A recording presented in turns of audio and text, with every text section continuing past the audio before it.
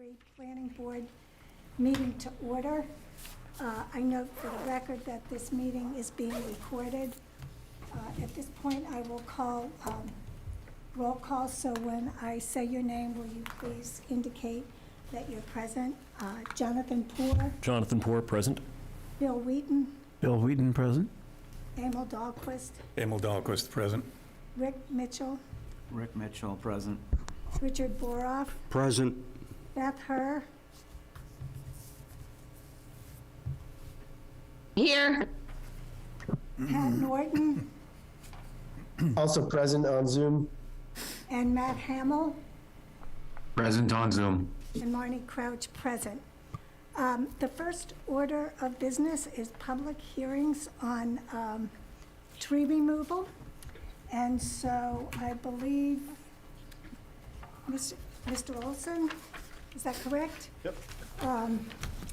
You're here to give us the rundown on the trees that will either be removed or pruned in some fashion. That's correct. Tim Olson, DPW Director. I have National Grid representatives here as well.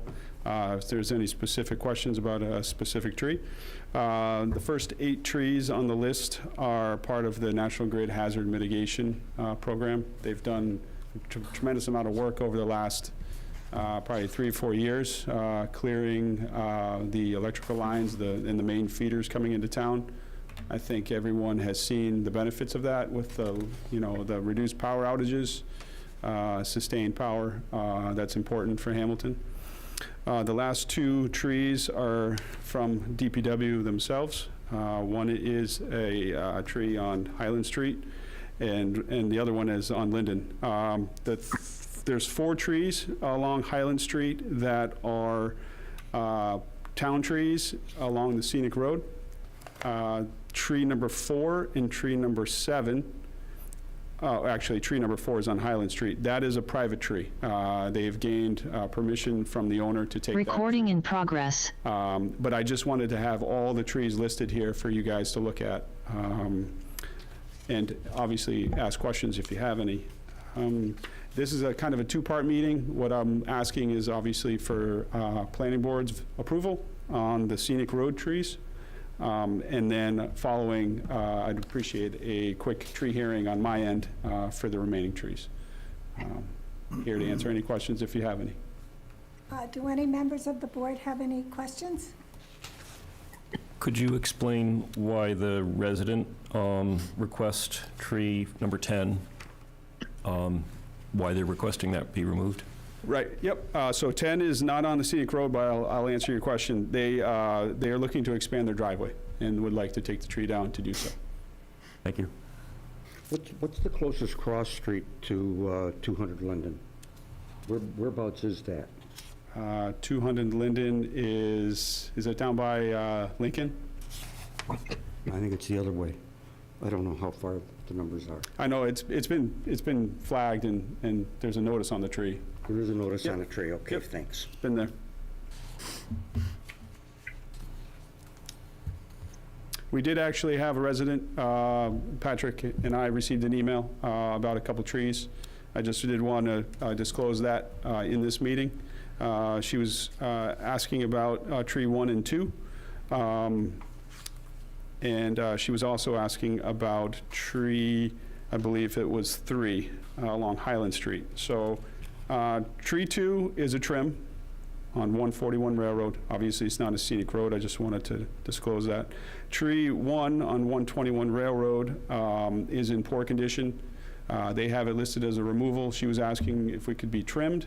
I lean on them. They are professional arborists to determine if the tree can stay or not. They also have permission from the owner, the abutter of that property, that to remove the tree as well. So we're going to stick with that removal. That's number 1? Yeah. Yep. Well, it's my understanding that the planning board only has jurisdiction to authorize the pruning or removal of trees on scenic roads. That's correct. So at this point, I would entertain a motion to authorize the DPW or National Grid to go ahead and remove the trees that they have identified on Highland Street. So moved. Seconded. I'm not sure what was being, please don't use so moved. That's not really a legal motion. What are we doing here? We're authorizing the DPW and/or National Grid to remove 4 trees on Highland Street, and the planning board only has jurisdiction over trees on scenic roads, and Highland Street is a scenic road. So the motion is to authorize the removal of those Yeah, Okay. there's 5 trees. 5 trees. I'm sorry, I apologize. There are So- 5 trees. So the proper motion would be that I request that the planning board authorize the removal of 5 trees. Is that correct? Exactly, yes. Okay, thank you. And I have a second, so when I call your name, would you please indicate whether you agree with the motion? Jonathan Poor, Jonathan Poor, aye. Bill Wheaton, Bill Wheaton, aye. Emil Dahlquist, Emil Dahlquist, aye. Rick Mitchell, Rick Mitchell, aye. Richard Boroff, Richard Boroff, aye. Beth Herr, Beth Her, aye. and Marnie Crouch, aye. It's unanimous. You have authority to do that necessary work on Highland Street. Did you have anything else, Mr. Olson? No, I just wanted to ask if we could just have a quick tree hearing as well before. Usually, this is how we did it in the past. You guys allow me to open a tree hearing, and if anybody has any questions, concerns, anybody on Zoom, happy to answer those questions, and then I could close that quickly and move along. Yes, right. proceed. All right, so once again, Tim Olson, DPW Director. I'm here, tree hearing on March 21st. We are looking at these 10 trees, 5 of which have been approved by the planning board along a scenic road. Does anybody have any concerns with any of these 10 trees listed for removal or trim? Are there any members of the public who have any questions about this? Just a quick comment. As a landscape architect, I have a high value of trees. However, I have a higher value of keeping electricity functioning as we need it in our homes, businesses, and those kinds of things. I can, comment regarding the silver maples there on Railroad Avenue. Silver maples are a very weak wooded tree that are very susceptible to storm damage. They age prematurely in comparison with a lot of other trees. I've spent a lot of my life cleaning up after silver maple, so I empathize with National Grid and appreciate that they're addressing it. Well, I know there are a lot of bull pines in our neighborhood, and I'm sure that if there are any bull pines along any streets, if they're at all diseased, please remove them, because in my neighborhood alone, the 2 or 3 bull pines landed on the roof of a house. That's a disaster. And then in another instance, some of them fell and blocked the driveway, which of course could be problematic if there was any kind of medical emergency. So, yes. Good work for removing diseased trees. It may even save lives if they were to land on an automobile or a passerby. Anything else, Mr. Olson? No, but if anybody has no other questions, I'd like to close the tree hearing at 7:09. There are a few. We do have a comment from Okay. Caitlin Merrill. Yep. She's here. Hi, good evening. Thank you for letting me speak.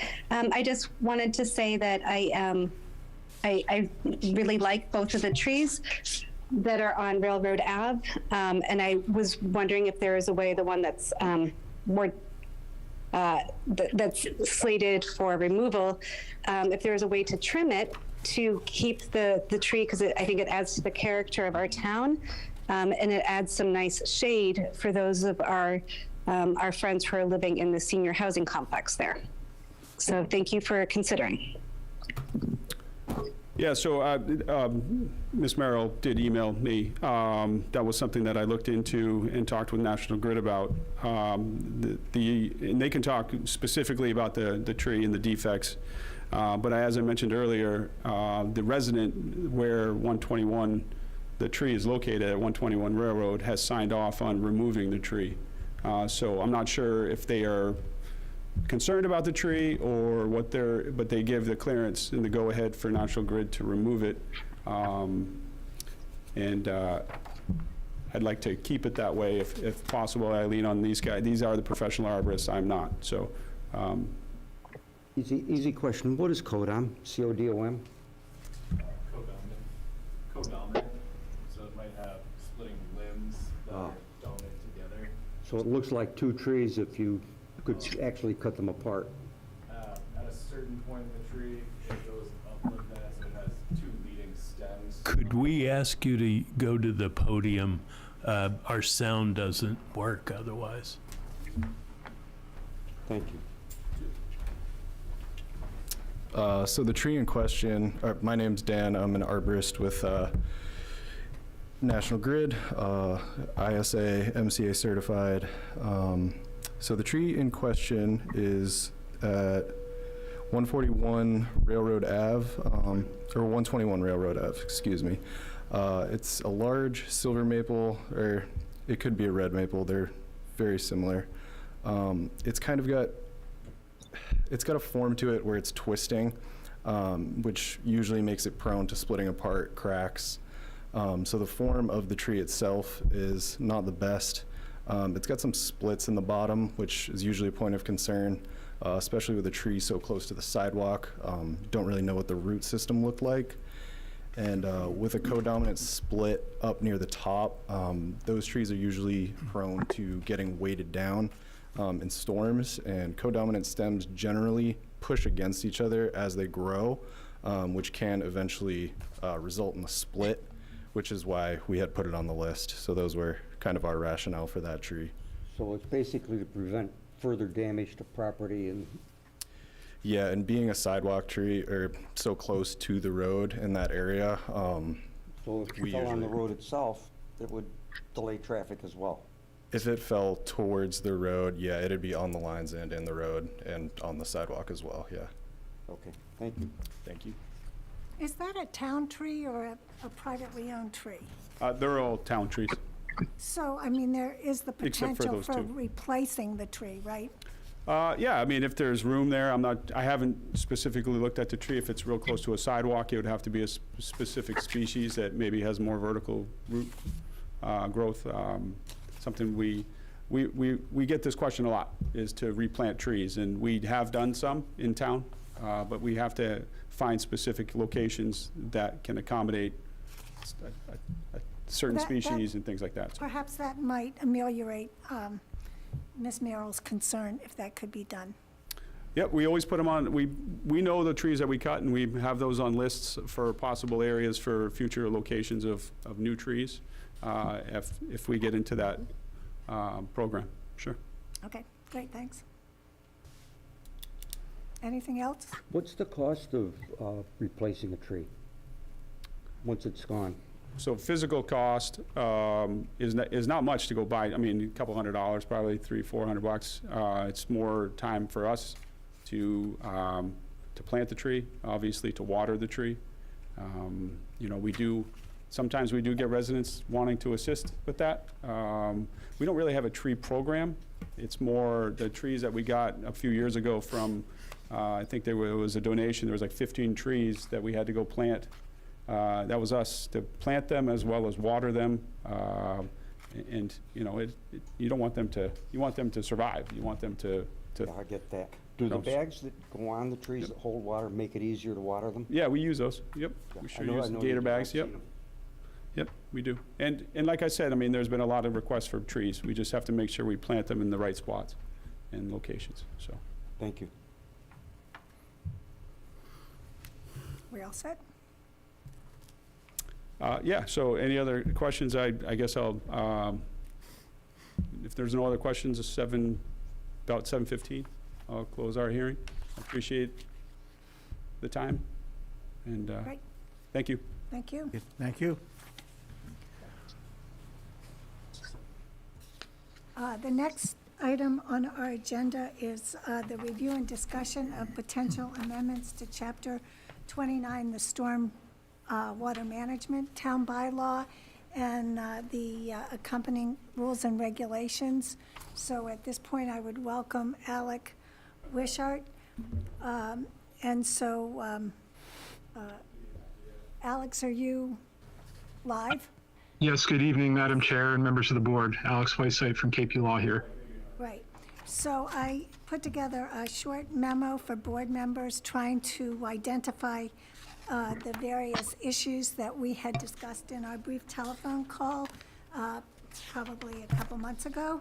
So I am interested in hearing from board members, and I think that the first issue might be whether we want to consider a definition of common plan of development or sale, and you did provide 3. I don't know if the board has had an opportunity to look at these alternate definitions and identified the one that they think is best. I could ask you, in your opinion, which of the definitions you proposed you think is the clearest and the most all-encompassing, and the one you would recommend? Sure, Madam Chair. Would you like me to answer that first or hear from the board members? Do any board members have a particular opinion about the definition? No, I welcome some expertise. Listen to his. I do, but I'm happy to hear his first. Okay. Alex, you're up. Okay. Well, let's see here. I'm just pulling up the document again. So,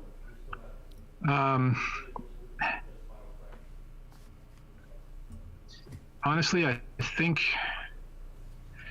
any of them will get you to where you want to be. But I think the common thread through all of them is that they emphasize development through a common plan in a manner that's sort of more expansive and relates to the development versus, without regard to changes in ownership and things like that I know has caused some issues for the board recently.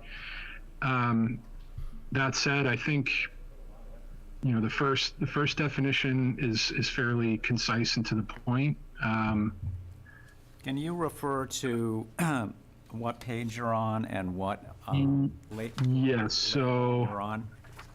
Well, I don't know if you're looking at the same sort of memo that I put together, but it's at the bottom of the first page of that. And it talks about a common plan of development or sale constitutes one plan for development or sale, separate parts of which are related by any announcement, piece of documentation, in paren, including a sign, public notice or hearing, sales pitch, advertisement, drawing, plat, blueprint, contract, permit, application, zoning requests, computer design, etc., or physical demarcation, including contracts that identify the scope of the project.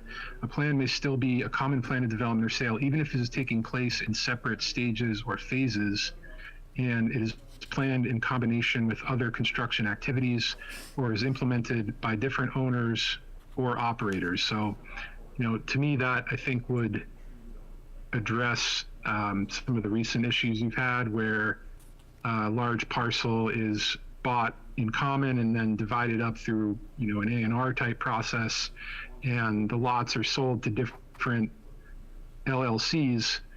Under the current definition, or lack of definition, I should say, that is problematic to assert jurisdiction. But here, I think this definition would encompass that situation.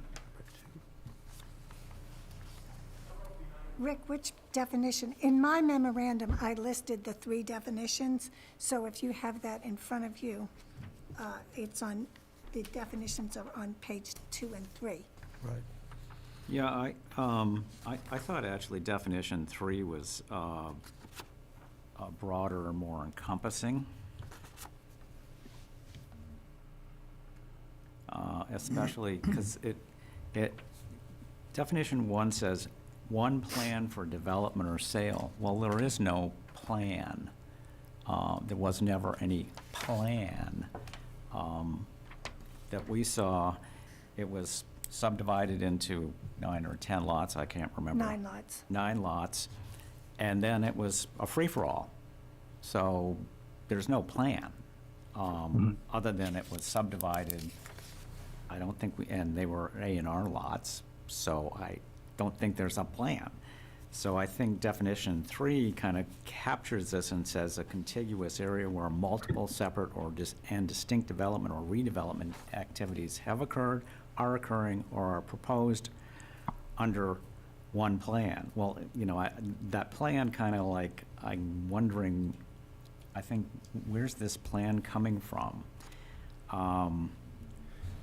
Because there is no plan. So, but I like the way it sort of encompasses a sort of vaguer, what am I trying to say here? Where there's no clarity of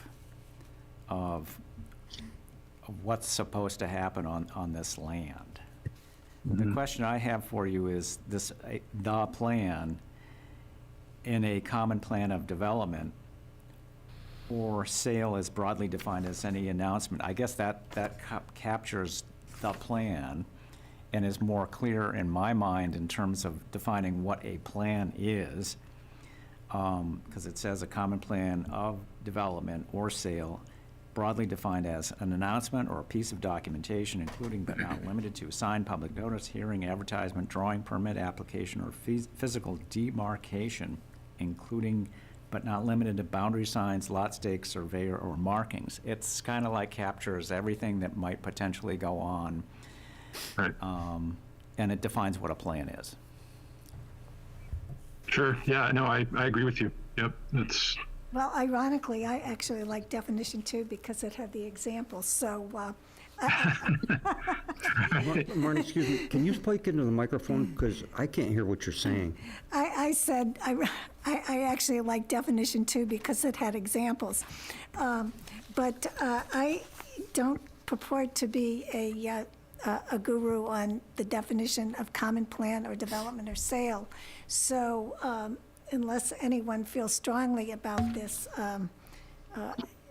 does anyone else have any preferences as to what definition we should use?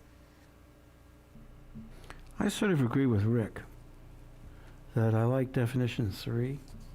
Seems to be broader and more encompassing. Yeah, And it basically says whatever vaguely looks like.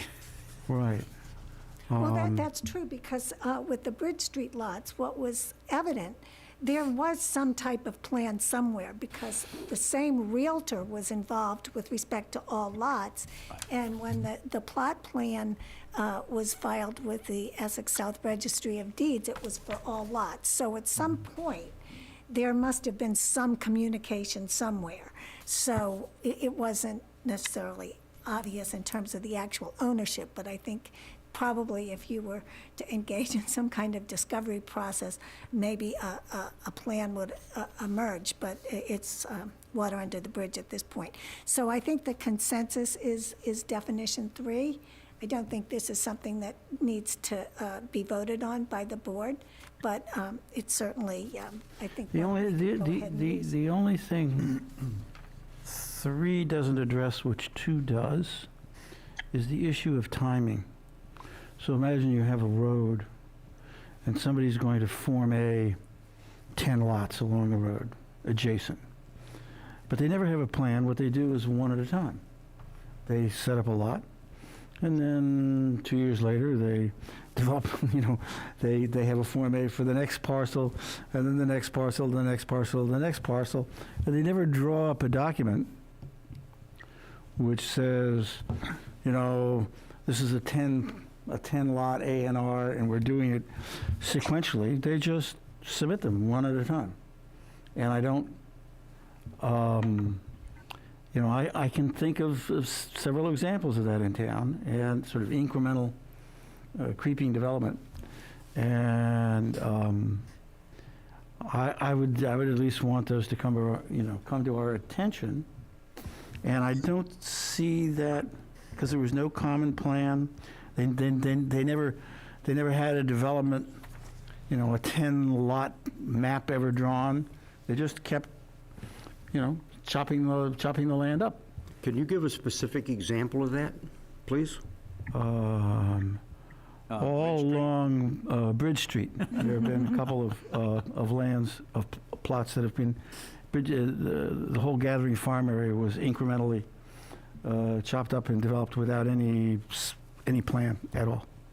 It's just incrementally. I hear what you're saying. I think 3, you could either weave in the first paragraph of 2 into 3, but I think 3 is broader. It says a contiguous area where multiple separate and distinct development or redevelopment activities have occurred, are occurring, or are proposed to occur under one plan. And then it defines what that plan is, which basically says, you state. Yeah, but if you never drew up a plan that said, we're going to have 10 lots here. Yeah. Well, And they're done. here's an idea. Why don't we use definition 3 and perhaps select some examples from definition 2? That really puts the icing on the cake. in my That's, view. that's it. So you would take the second paragraph of definition 2. Well, as Or some appropriate. version No, of. I mean, I see. Just use some examples, and I think that's very helpful for people. So I think that really would resolve any outstanding conflicts. And of course, this is all subject to a final review. So Right. I think using definition 3 with some pertinent examples would be good. Okay, I'll go It for makes that. good sense to me, Madam Chair. I've got one question, and it's the last sentence in definition 2. If the project is part of a common plan of development or sale, the disturbed area of the entire plan shall be used in determining permit requirements. This is the only one that really addresses the disturbed part of the land. Can you explain what that means, actually, Alex? If the project is part of a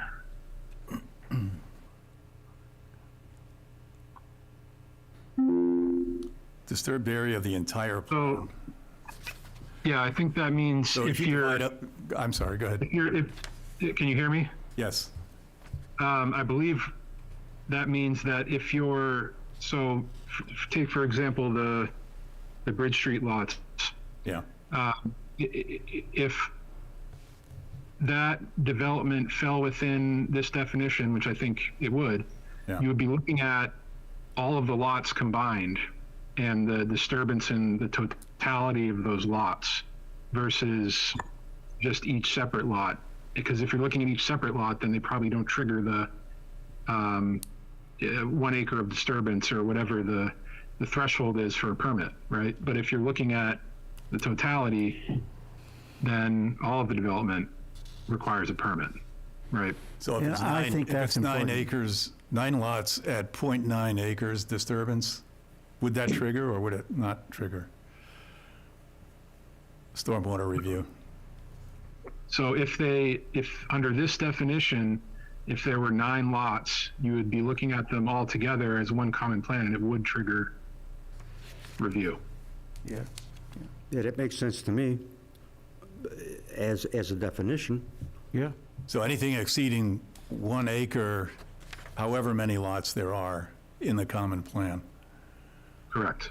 Okay. Well, we may be changing that 1 Yeah, acre. we might So- change that, but so- I'm just curious how yeah. the relationship of that statement to the entire site. What I want to make sure is whatever definition we use here and any disturbance ties into section 12, which is the enforcement section.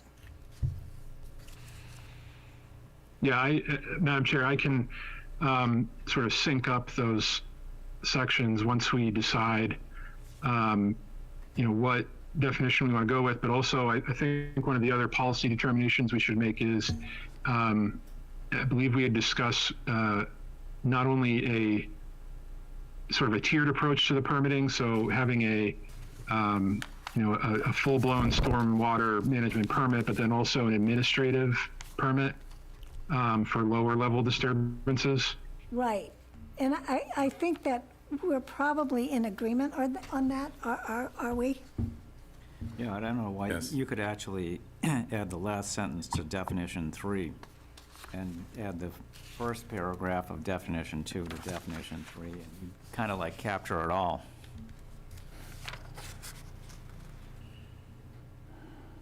I'd have to be wordsmithed so it was consistent and readable, and you've got the intended meaning. But I think you capture it, so there's no wiggle room. Right. Yeah. Alex, Yeah, I putting the think- last sentence in 2 into 3. Yeah, and the first paragraph of 2 into 3. Yeah. Yeah. Okay. All right, let's do that. Okay. Does anyone have any recommendations as to the definition of slope? We have the existing definition, a definition proposed by Alex, and one that I found, which was pretty straightforward. But I think they all get to the same point. Is I there- guess which one is the best for the mathematically challenged? The good thing, Is there any definition that's in books that says this is the definition of slope? The definition of slope is rise over run. That's the Okay. last definition. I think that's fine. but the problem with that is it doesn't really place it on the site. And what Alex's definition does is it places it on the site and makes it more applicable to the metrics you're trying to achieve here. But it does place it on the site, places it on any site and every site. It's basically slope over run. That's If you pretty read, do you want me to straightforward and read simple. Alex's proposed definition, or? So I'd like to, I think, are we talking about the definitions that are on page 2 of Marnie's memo? Page 3 Three. of my memo. Well, I know that Yeah. those definitions we dealt with. No, this is the definition of slope. Down, where it says in addition, Alex provided a definition of slope? That's what you're talking about? Yes, It's the Yeah. highest, lowest point rule. Oh, it's funny because I'm looking back at page 2, and there's the land disturbance permit for the permitting authority shall be required for any construction activity, tree cutting, clearing, grading, and excavation that results in the following. That's what I thought that defines, So it's on page 3 that there's the proposals Page 3. for definition of slope. you know. Existing, Alex, and alternative. Well, let's see. Looks like it actually may be the same. 25. The issue with the existing one is that you could have a steep slope on the lot that you're nowhere near, and it puts undue burden on the applicant or the owner to have a permit when they're nowhere near the slope. Whereas this definition says that the slope is defined as basically the ratio within the disturbed area. So that's the difference. Yeah, Would you- and also given the areas that are, disturbed areas that are being discussed, because typically you want to define at least as like a 30-foot horizontal dimension as a minimum. So it's really a change in elevation over a minimum threshold of distance to get an average slope. So by attaching it, I guess, to the disturbance, which is going to be greater than, a fraction of an acre, then that would sort of be automatic. So the one on, The definition of slope proposed by Alex is the one we'll go with. what, I like, that's the one, the highest point, lowest point elevation, Right. yeah. That says And everything. It you leaves could- it, you could even put paren, rise over run, because that's what it's saying, but it's saying it Just in different words. artfully. Yeah, just in different words. Yeah. So then if we go back to the actual language that Alex proposed, and that starts on page 1. And there we added the administrative land disturbance review. And of course, this is not in our present bylaw. And so the review would apply to disturbances of land between 5,000 square feet and 1/2 an acre. I would support that because just having it predicated on slopes, it eliminates a lot of, Yeah. creates a big loophole. So, So I support this. under C, the land, this is again from your memo, the land disturbance permit. There's 1, 2, and 3. Yes. Are they all inclusive? Are they supposed to be taken together? Well, we might need clarification, but 1 and 2 are separated by an or, and then we probably should have another or following item 2. I certainly support 1 and 2. That makes a great deal of sense. The third one is, from my perspective, is kind of too vague.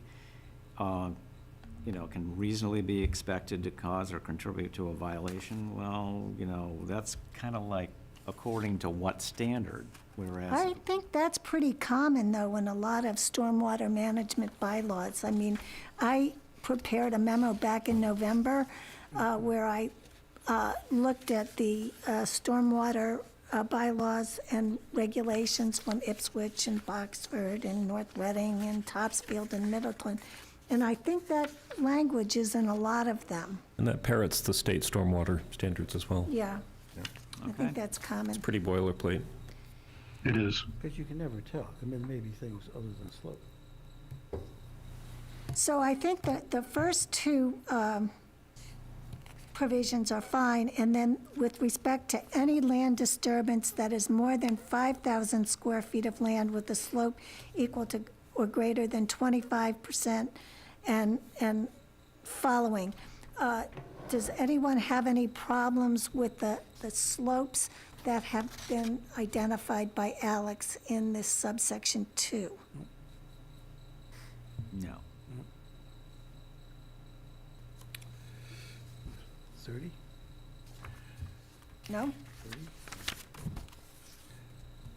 Just as an example of what a 25% slope looks like, that first lot next to the pump on Bridge Street is about 25% in 300 feet. And you can see how steep that is. What do you think this slope is? That one's down further. That's steeper than 25%. No, I measured it on the The contour. one in the photo?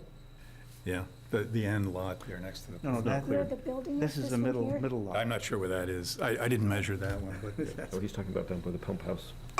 yeah, by the Oh, pump That's house. the pump house? No. The bottom of that hill is 40%, but for 300 feet up, it's about 20, so just, that's a gauge for 25%. I have no idea what this is. It just looked really I didn't look steep at to that. me. Yeah.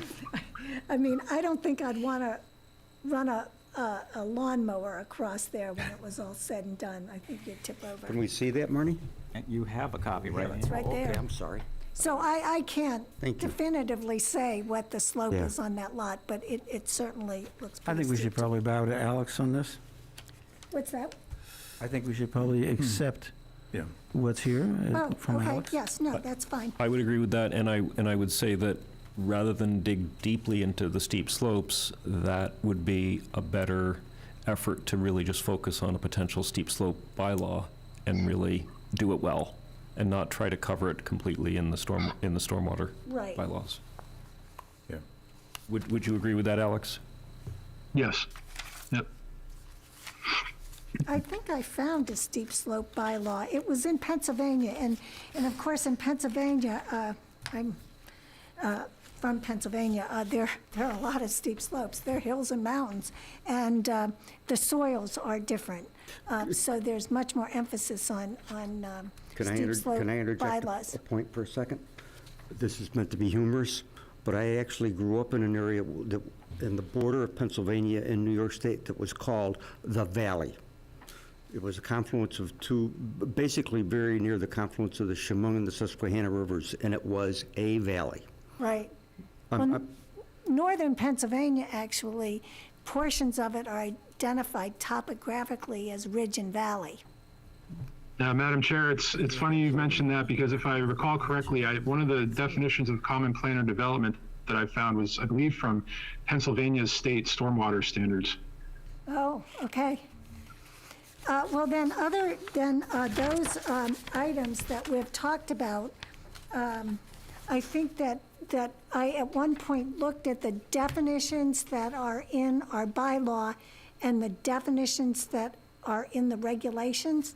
And I think that the definitions that overlap have to be the same. But then, of course, do we need all the definitions in one place and another, or can we cross-reference them? Somehow clean up those definitions so that they make sense. And we certainly, the one thing we don't want is to have any inconsistent definition between the bylaw and the regulations. So that's clear. And then I think, again, I mentioned before the enforcement provisions with respect to both any review and permitting, so that the town can really jump on future problems. And I think we've observed before that some of the easier to develop land has actually been developed, so more marginal land is being explored. And so Bridge Street, prime example, we need to address that situation. And it really should have been addressed for all 9 lots in terms of stormwater. So we need to take a look at the bigger picture. And so if you have any questions for us at this time, please feel free to ask them now. And then I was going to really do something, I don't know if it's nefarious or not. Where is Pat Norton? Is he here? Is here. I'm here, Marnie. Okay. You're an engineer, am I correct? A chemical engineer, yeah. Oh. Yeah. Wrong engineer. Wrong engineer. But I think you know something about stormwater, right? Since you're going to be on the planning board shortly after April 6th, I'm wondering if you could, be a bit of a point person for discussions with Alex about some of the more technical aspects of this. I'm wondering if it would be something that you would be willing to do. Yeah, I don't mind at all. Absolutely. Great. Oh, great. Yeah, that would be a big help. That's great. Yeah, I look forward to it, Alex. So I think, Yeah, Alex, you have more direction now than you did before.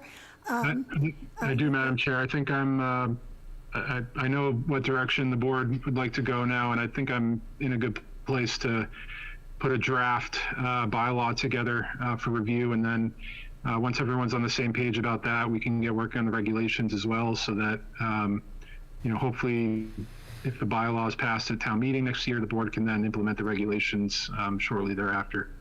Exactly. And the one other thing I think we might like to see is explicit references to the Massachusetts Stormwater Handbook Volumes 1 and 2, so that is crystal clear that in designing a stormwater system, that it's not just the standards, it's also looking at the site as a whole as step 1. Have I said that reasonably well? We want to look at Volume 2 and the steps that are to be taken. I think specifically looking at the priorities set forth in Volume Exactly. 2. Right. That environmentally sensitive site design is higher priority than structural BMPs.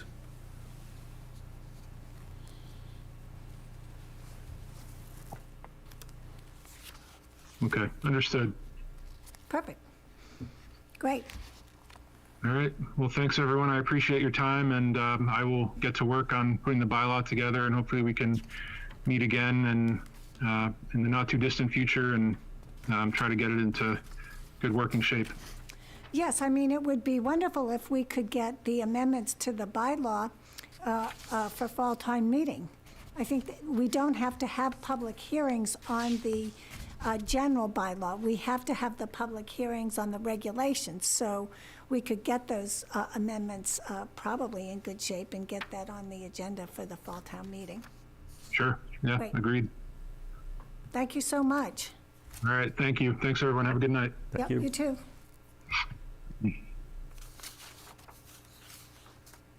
Okay, the third item on our agenda is Gordon Conwell Theological Seminary, the reuse initiative.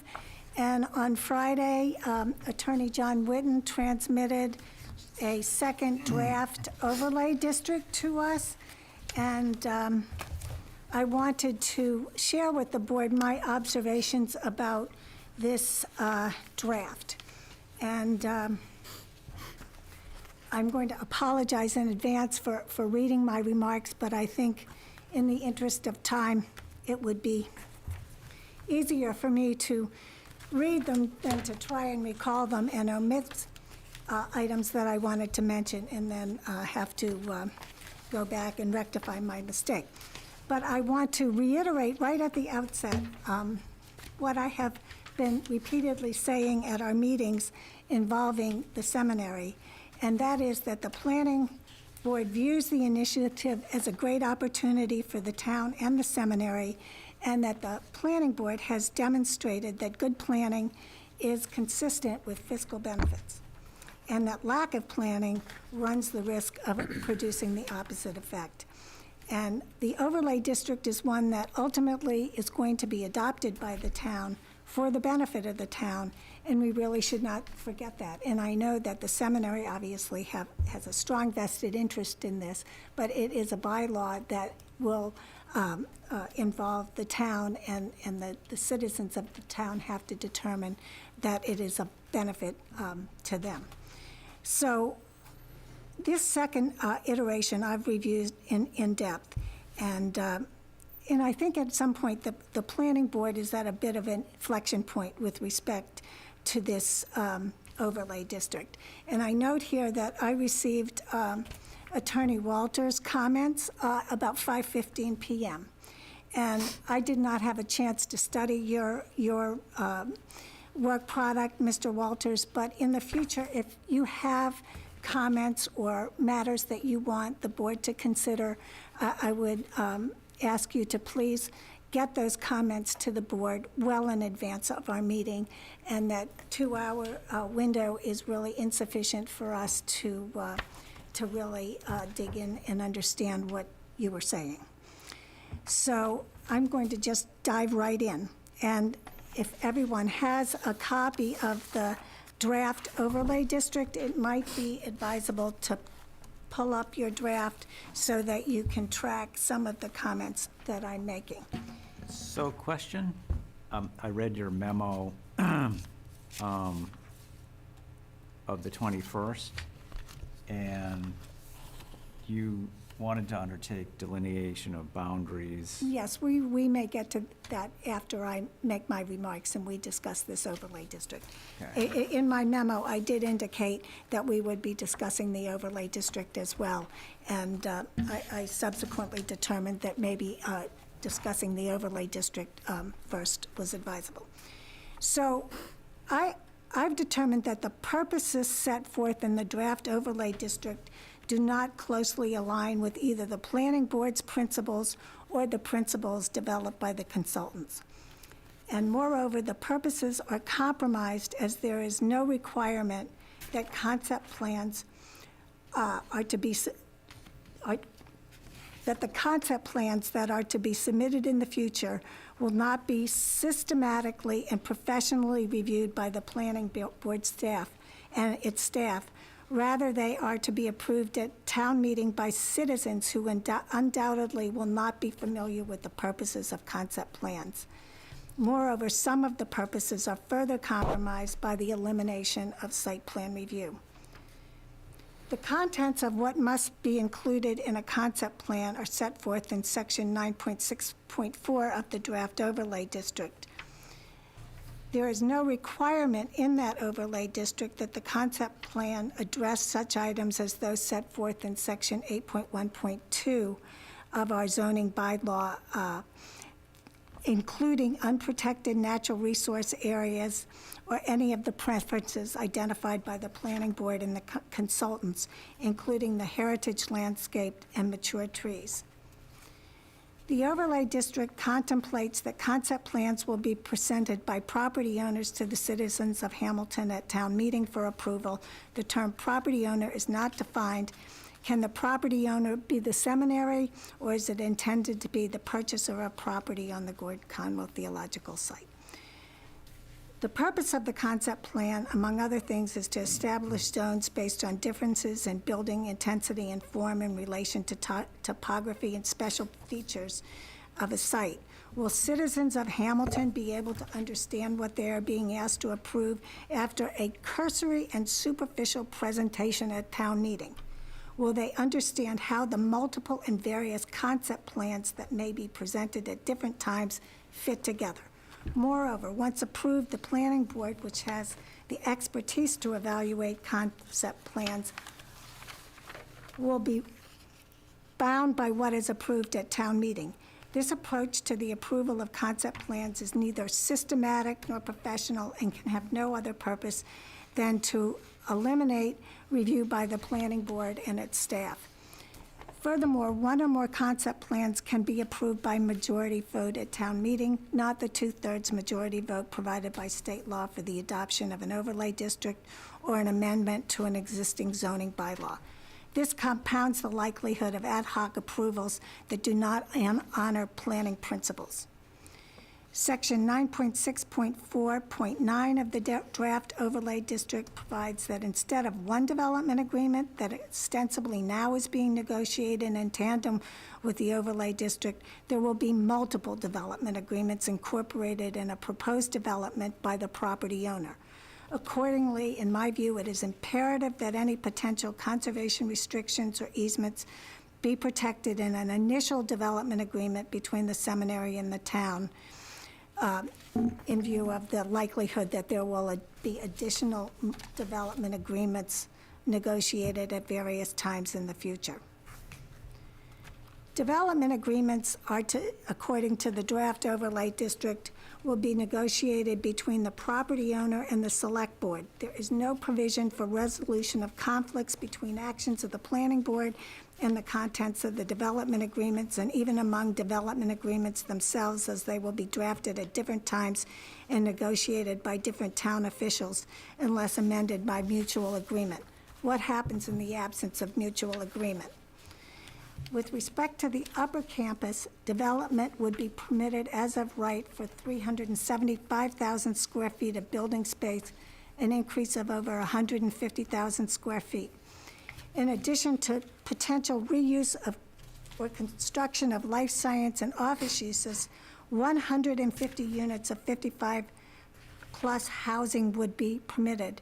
That's 75 more units than contemplated by Barry Abramson in scenario 4 of his presentation to the planning board.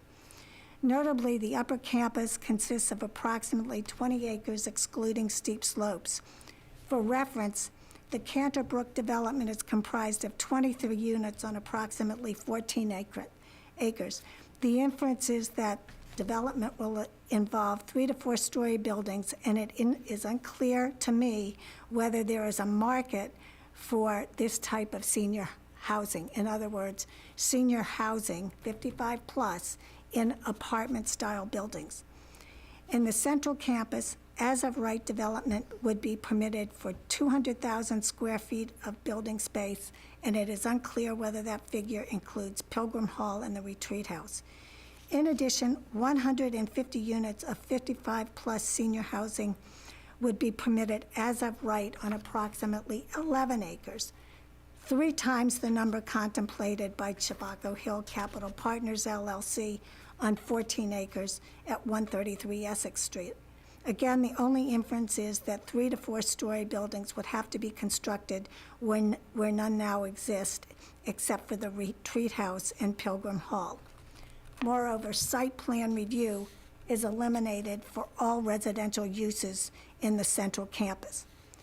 Site plan review is omitted for the lower campus where there also is as-of-right development, but the potential for significant adverse effects to abutters on Woodbury Street exists with respect to reuse of the dormitories, particularly with respect to lighting, parking, and traffic. How is this reasonable and responsible? Isn't this an invitation to abutters to object to the overlay district with this provision? The principal uses also include light manufacturing and assembly. How is this consistent with residential development, which is the most likely to occur sooner than other uses, given Barry Abramson's presentations. The draft overlay district sets forth no standards for evaluating projects, although there is reference to 10.6 of our bylaw, which concerns site plan review. And no findings or conditions are required to approve projects. In our open space and farmland preservation development bylaw and the senior housing bylaw, there are applications procedures, standards, and required decision criteria or required findings, although admittedly, those bylaws involve special permits. The commercial overlay district and the Willow Street overlay district have similar provisions.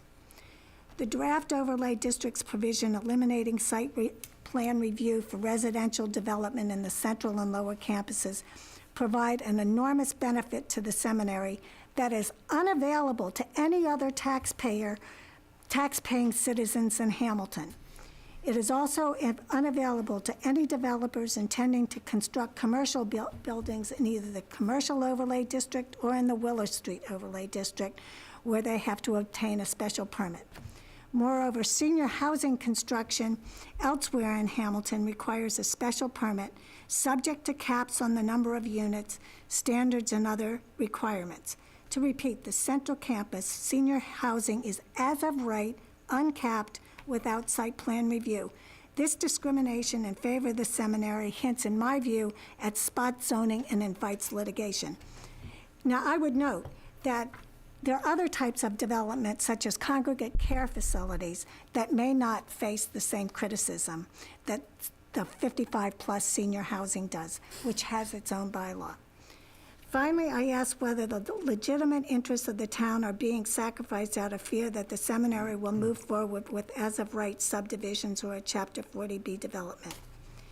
If the underlying zoning district remains, the seminary can sell all or a portion of the site to a developer for a subdivision with 1 or 2 acre lots at any time under the existing draft, even though there is consensus that this is harmful to the town and as-of-right development would apply to dormitories. I should be clear. I think the consensus of the board is that as-of-right would be approved for the reuse of the dormitories subject to site plan review. Moreover, with respect to Chapter 40B, the town does have to achieve a 10% goal for affordable housing.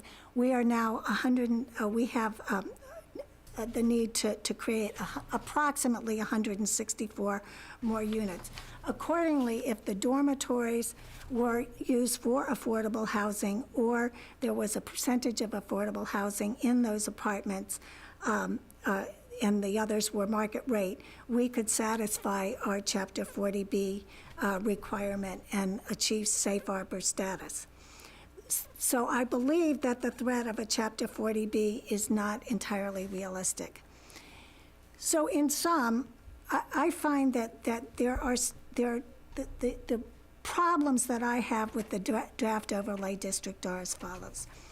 And the first is designating approval of concept plans to the citizens of Hamilton at town meeting. I don't think that the citizens of Hamilton have the ability to make informed decisions after a brief presentation, and I certainly don't think that over time they would be able to grapple with multiple concept plans that had been approved in years past. The second problem I have is that I think that whatever provisions of site plan review set forth in 10.6 of our zoning bylaw should apply to any construction or development on this site. I think it's ill-advised to provide the seminary with a benefit that no other party, no other resident of Hamilton would have. And then finally, with respect to the senior housing, again, it's using the senior housing bylaw in a way it was never intended to be used, and that is as of right with no site plan review. So I find that very troublesome because it's not available to any other developer except on this site. So I would, at this point, welcome any other comments that any other board members had with respect to this draft overlay district. So let me chime in here. I find in looking at the whole proposal and applying numbers that I've come up with, as well as Barry Abramson's numbers, with a couple of conclusions.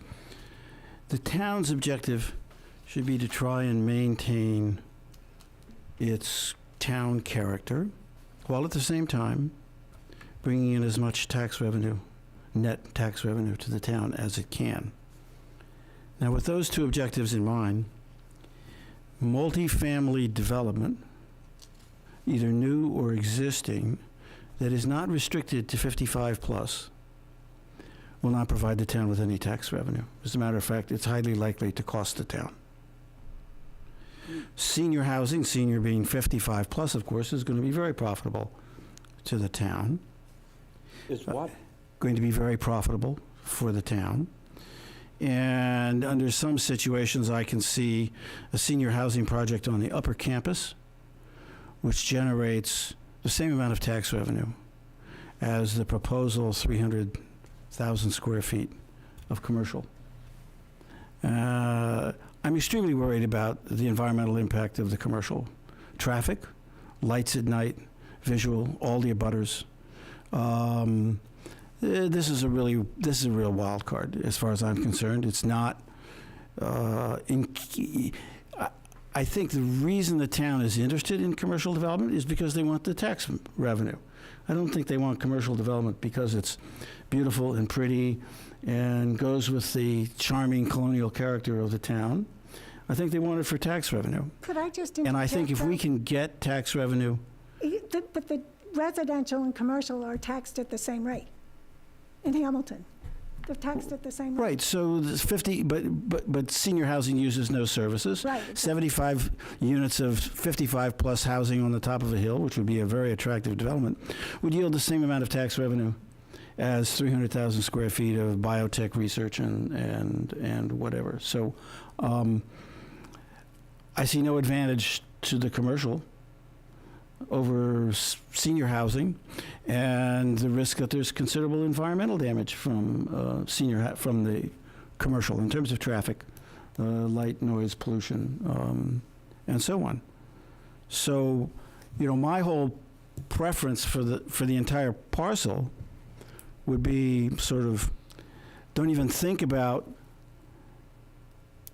giving more as of right square footage or units than exists there now. Any new additions would be site plan review. And all development and modifications, alterations would be subject to, any new development would be subject to special permit. And all development or redevelopment would be subject to site plan review. And while I understand the seminary's search for the holy grail of being able to repurpose buildings which are 50 years old and were designed for religious and educational use into state-of-the-art biotech facilities, I think that's a big risk for the town on a site which is very visible. It's the highest point in town. It's a beautiful site for residential development because of that. It has all of those environmental benefits matter very little to a commercial development, office park or a bioscience park. So that's my preference.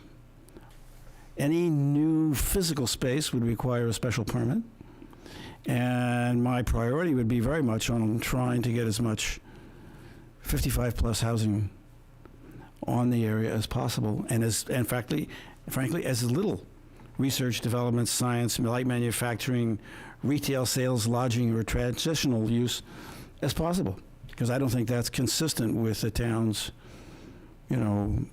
historic, open, green character.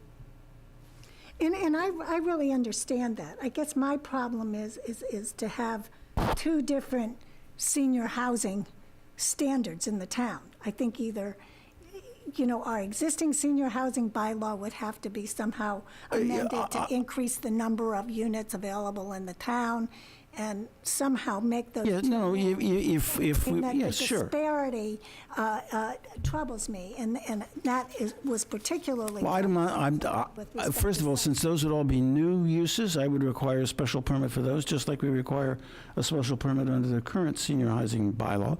So, I mean, in some respects, the current, if you wanted to do a nice senior housing bylaw on the top of the hill, I mean, a nice senior housing development on the top of the hill, you could apply for it with the current senior housing bylaw. We I would mean, have to raise the cap. Yeah, yeah. We would have to raise, We have to raise the cap.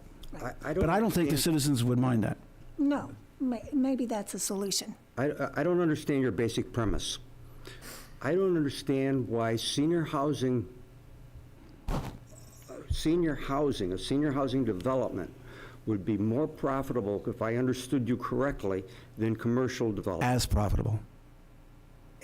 Why would it even be as profitable? Well, if you put 75 units up there, let's see, all the units in town are selling for 900 to $1.3 million, so I picked $1 million, and they don't have as nice a site as that. But that's So that would be $75 million Wait a minute. of rateable tax revenue, of rateable value.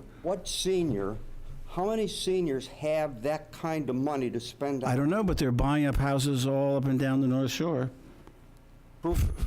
Oh, I'm God. serious. I'm not sure it's proof. All right, I'm serious. I'm going to say those comments, you got to prove it. Wenham Pines, the Boulders, there's a big development Canada in Brook. Magnolia. Brook, Patton Ridge. Yes. I surrender. Bill, can I ask you, I looked at Brooksby Village. Is that, how does that, in your experience, compare? Oh, I haven't really. Well, in terms We're of going down the wrong economics to road. senior Yeah. housing? Something analogous to that. Brooksby Village is quite large, but. Well, all senior housing doesn't use any services, so to the extent that you can build, a senior housing complex which includes care, I think those can be usually built at about $150,000 a bed, is the rule of thumb, $100,000 to $150,000 a bed. Every bed is $3,000 of tax revenue and no services, so it's profitable. Less or more than 55 plus. Oh, 55 plus is much more, is like 5 times as profitable, because you're looking at $1 million unit, creating $17,000 a year in tax revenue, not $3,000 a year in tax revenue. No. It's, That's not what Barry Abramson came up with, and I want to stop this discussion right now. why do you want, okay? Going ass backwards, and this is really, it's not productive in the least. We haven't even defined the areas that we want to protect, that we want to save, and that we want to develop. And here we are in the weeds talking about, well, what are we going to put in the camp? What in generally would we like? Well, we haven't defined the areas where we'd like to develop anything. And that's what your memo started with, and that's what John Whitten recommended more than a month ago. This is a funnel. You've got to build and define what it is you want to allow to happen. I'm very happy not to, I'm very happy to stick. Let me finish. Okay. What you want to not have any kind of development, no matter what it is. And then we ought to be looking at the actual factual documentation that an objective outside expert gave us in terms of potential revenues and development.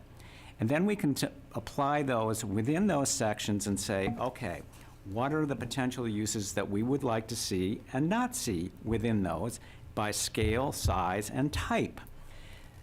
Right now, all we're doing is going around in circles talking about, well, the value of this and the value of that. Excuse me, Rick. No, And it it's was. not- I don't think that's excuse me. fair, Rick. And that's really unfair. We had a 2-minute discussion, and we are getting exactly to Excuse the me, delicious. I listened to a 5-minute presentation from you about all the problems that existed in this. That's fine. We will get to solve those problems, but again, all I am hearing out of this process and have heard for the last several weeks is all the problems that exist in making this happen, as opposed to saying, okay, let's take the maps that Jonathan and Emil put together and define what it is that we would like to have happen on this site. I believe That's been what done. I was trying to do. Yes, and What I was trying to say is, No, we I haven't don't, defined- well, this is just We haven't my, defined it. We haven't had the discussion on what we're saving within each defined no, I area. said principal uses. The only principal use I want on the upper campus by right would be the existing buildings. I want 75 maximum for senior housing, and I don't want any additional square foot of commercial without a special permit. Okay, I'm going to call. That's just my, I'm going to that's my call a thing. halt to this here. Okay. I have problems with this draft bylaw, and I identified 3 areas with problems. And I don't know if the board agrees with me that those 3 areas I identified are problematic, and that if that draft stayed in that present form, I would, be very troubled by that, because I think there's the potential that the abutters and citizens of in the town would take exception to the special treatment with respect to how site plan review and as of right and all the other provisions are set forth in that document. So if the board agrees with me, we can advise John Whitten that the approach that's in that document is not one that is garnering support. But the other thing we have to do is to delineate these boundaries. Now, this planning board on January 10th, 2023, identified preferences that we would like to see for the site. And my evaluation of what I've seen so far is that none of those preferences and none of the principles have been honored in the draft document. And Well, that's the problem. And that's That's the problem. We That's the haven't problem. defined the map, and we haven't said within each That's- of those areas what we want to have happen. That's part 2 of this meeting. That's So- part 2 of this meeting. Why are we having this broad discussion about all the things that you might like to have Because it happen never up showed there? up in the overlay district draft, and I Marnie was focusing understand on the that. overlay That's district. It's a draft. If it does, it's a Okay, draft, but first if it of all, I doesn't have- show up, you have to ask why. Because Okay. that information was given Stop. to Let him everybody. speak. That information was given to everybody during the workshop where we agreed on some things like preferences. We're going to circle around and go back to there because I think that's a good observation on your part. But I think, so we're going to spend time on that after this part of the discussion is concluded. But it's a legitimate thing to bring up, I think, and I support Marnie's position on this, because with all the work we've done, nothing is showing up in a draft. So I have to wonder what's going on. I think that this board has to arrive at decisions, and even a vote, if necessary, to agree on some things as we proceed. I think even you wanted us to agree from the beginning in a step-by-step fashion as we go through this process. So let's do that. Right, so. Do Well, that. right, but it is important. Now, don't let me finish. Don't raise your hand at me I'm constantly. not raising my hand You are at raising you. your I hand was to me. raising my hand to make a point. Well, you've made your point, and I'm making one right now. Right now, in this draft overlay district, this is the second iteration of it, and it has the same thing in it. And that's, this is new, for these concept plans to be determined at town meeting. I think that is ill-advised. I think if the planning board didn't raise concerns about that, we would essentially be remiss and irresponsible.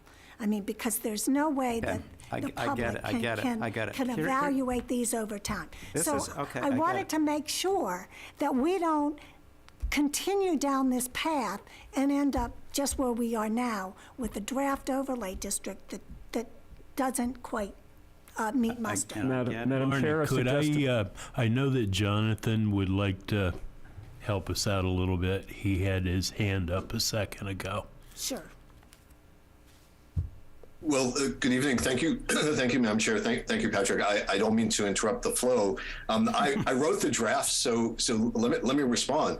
I wrote it as a framework, as I did the first draft, and the second draft really was based on some of the conversations I had with some board members, actually just the chair, on the first draft. So this is really the first time we've done a deep dive on the draft itself.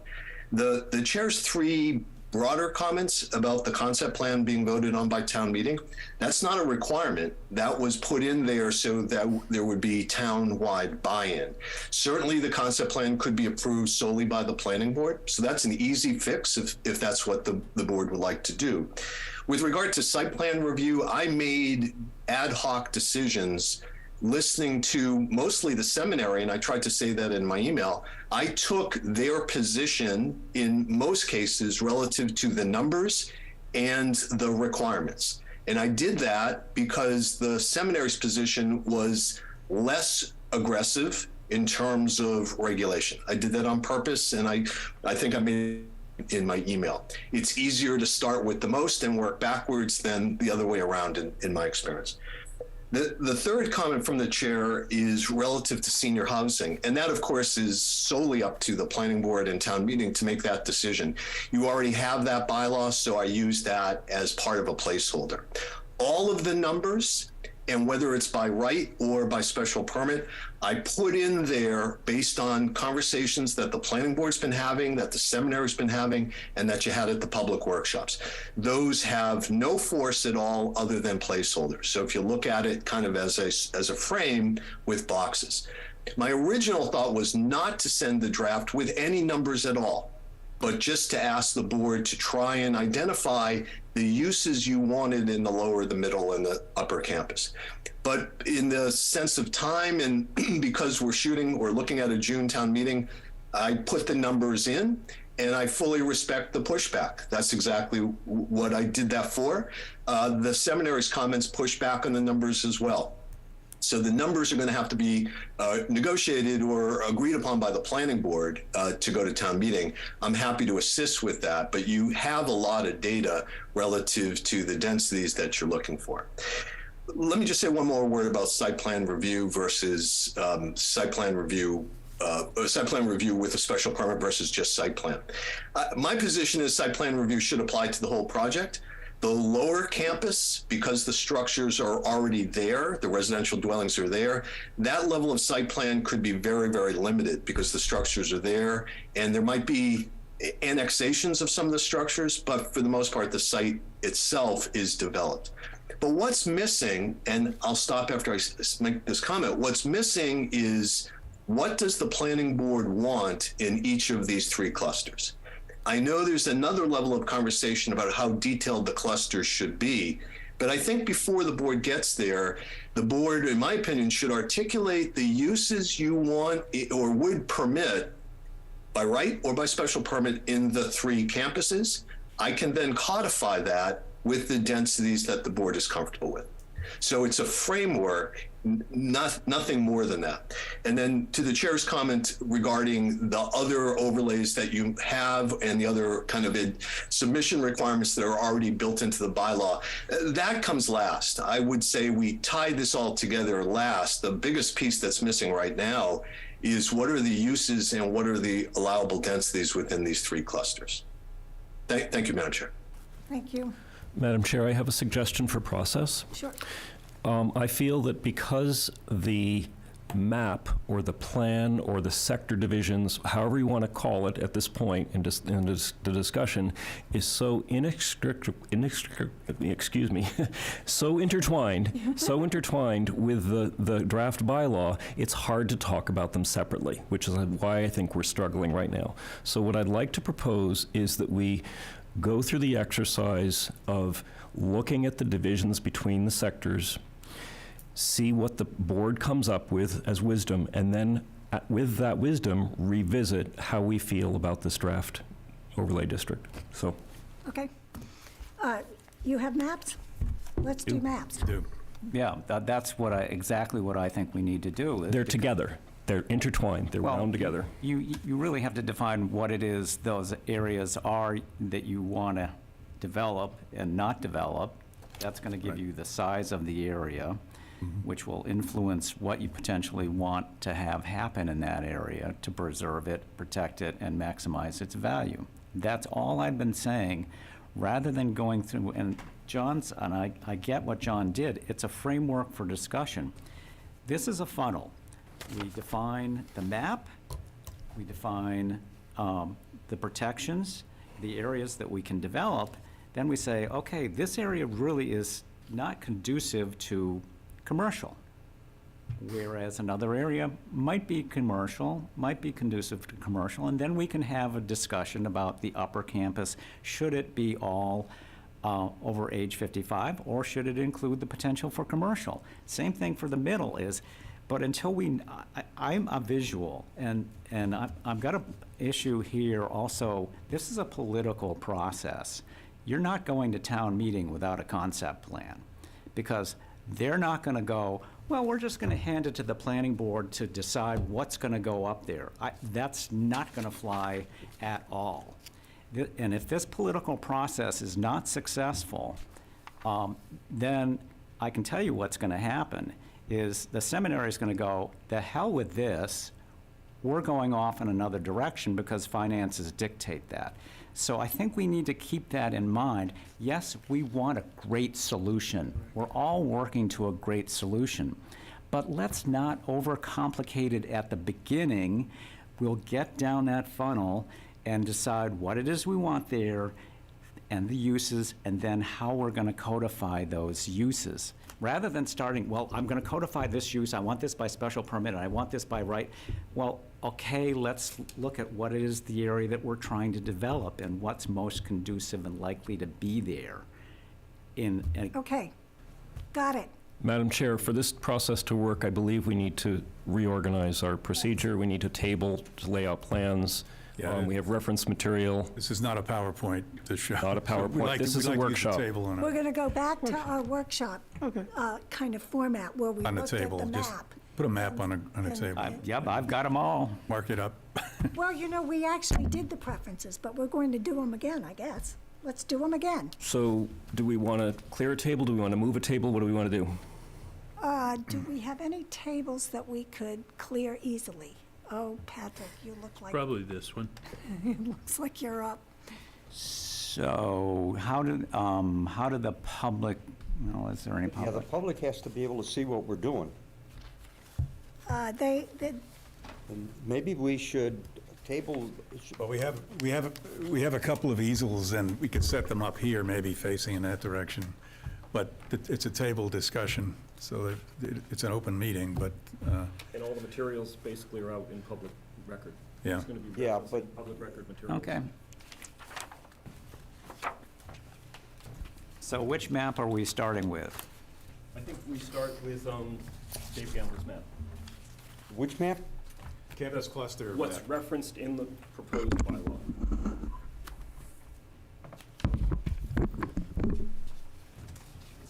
And we can explain to the public what map we're referencing.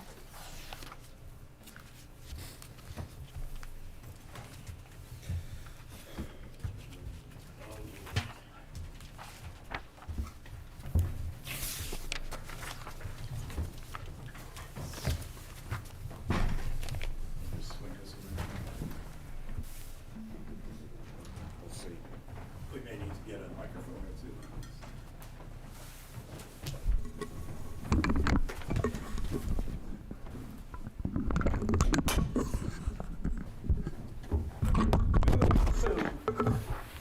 Okay, it's going to be disconnected up here, because otherwise it's going to be erosion.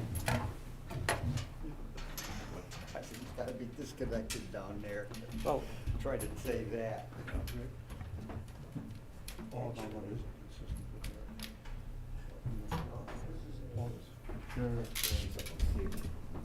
$100,000 higher here, $10,000 lower there. They're all the same. If you look at the sales price, there's about $15 million there. I'll give you this one. Depends on how many residential you put. I get it, and I don't disagree arguing about what happens. Furthermore, if you talk to planners, what they have in mind is like 60, 70 units up here, and you keep the library and turn it into a senior center. Gym, restaurant, all of that, and you have townhouses all around here, 75 of them. Not gonna bother anybody, and gonna yield a lot of money, a lot of tax revenue. There'll be, no, I think on this site, they would all be at least $1 million. Gee, somebody came prepared. Do How did you that happen? foresee the senior housing as duplexes or? It would be, look, get Mr. Uzi from Okay, where are we going? Tobacco. Okay, His house is Explain to the public what we're looking Magnolia, at. fairly nice. Well, why don't Ones you- done here aren't. What we have on the table in front of us is we have the campus plan clusters map, which is referenced in the proposed draft of the bylaw. So it's the exact plan, just blown up, of the areas identified by the consultants. And that's what's referenced in the bylaws. So what's the title of it? it's called campus plan clusters. Okay. Okay, that's I the did document that. that's referenced. So that's what's in front of us. So what's been brought up a number of times with this plan is that, and it was brought up specifically last meeting, is that in order to start coding and in order to start really understanding how a site is divided up and what's being used and put where, the boundaries need to touch each other, and each of the sectors needs to be complete and cover the entire 102 acres. And so that was verified by John Winton in the last meeting. So what I'd like to start with here is if we start with this plan and work our way toward some kind of conversation that does discuss the whole site, where does that take us? So the first thing I'd like to do is I'm just going to move this aside, and what I've done is the exact same map, and what I've done is I've just highlighted the areas that aren't covered in the plan. So these are the approximate boundaries, which again, if you look at the campus cluster plan, you can see the whole site, and you can sort of make out the property line, but what I did is I highlighted the property line so you can see it better, and then I just highlighted what areas are not covered by this map. And so the first question the board has to ask themselves is, what do these areas that are not covered mean to us? What do they mean in the bylaw? Is there any way that this can be shown to the public? It's the same map. It's this same map. We're just talking about what's That left one over. there. That's all we're Okay. talking about. There's no new information. So how does this relate to the low, medium, and high densities? We'll get there. Well, I don't want to interrupt you, but rather than going through all of this, why can't we just go to where we left off? We'll get there. Trust us, Why? right now. he's going to tell you why this is important to pay attention to I this. understand why it's important. That's why we got there. Well, one of the points I think that Marnie brought up and others brought up is that basically the way the code is drafted right now and the map it references has many indeterminate components to it. So the question is, what are the indeterminate components? And basically, it's everything else out of bounds of these polygons. Independent or indeterminate? Indeterminate. So in other words, all of this area that isn't circled on the map is indeterminate. It's not clear what zone it belongs in. Certain portions of it is wetland. That's covered by the Wetlands Protection Act. All the areas that aren't wetlands are not covered in any discussion. Now, we've talked about them in terms of preferences, we've talked about them in sector maps, but they're not accommodated in the map referenced in the current bylaw or in this map. So if we So then... just for example, this whole area is not covered Right, the at all. gatehouse, So what can go here? don't know. It's Nothing. steep slopes. It's very though. steep Very slopes. steep Yes, slopes. But very steep there's other areas that aren't steep slopes. That's not a steep slope. That's level. That's not a steep slope. That's not a steep slope. So in your, This isn't a steep slope. in your last map, though, you took this area and said, no. I'm talking about right here. That's not a steep slope right there. So what Right. is it? Don't know. So, So the task of the planning board is to determine what is it. So well, I'd like to go back to. we'll get there. We're getting there, get there. Rick. Patience. Here they are. So the planning board used these maps to set up a series of preferences, and that's the reduced map there that everybody has on record.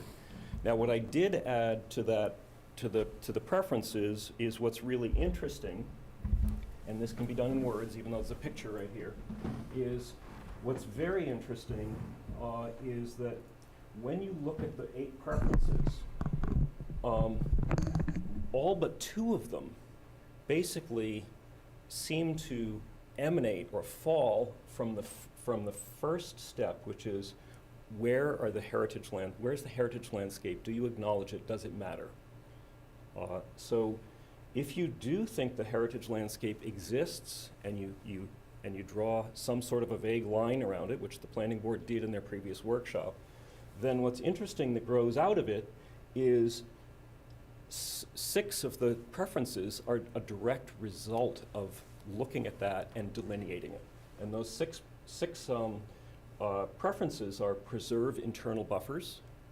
So once you look at the heritage landscape, it automatically creates a buffer between the lower campus and between the middle campus and the upper campus.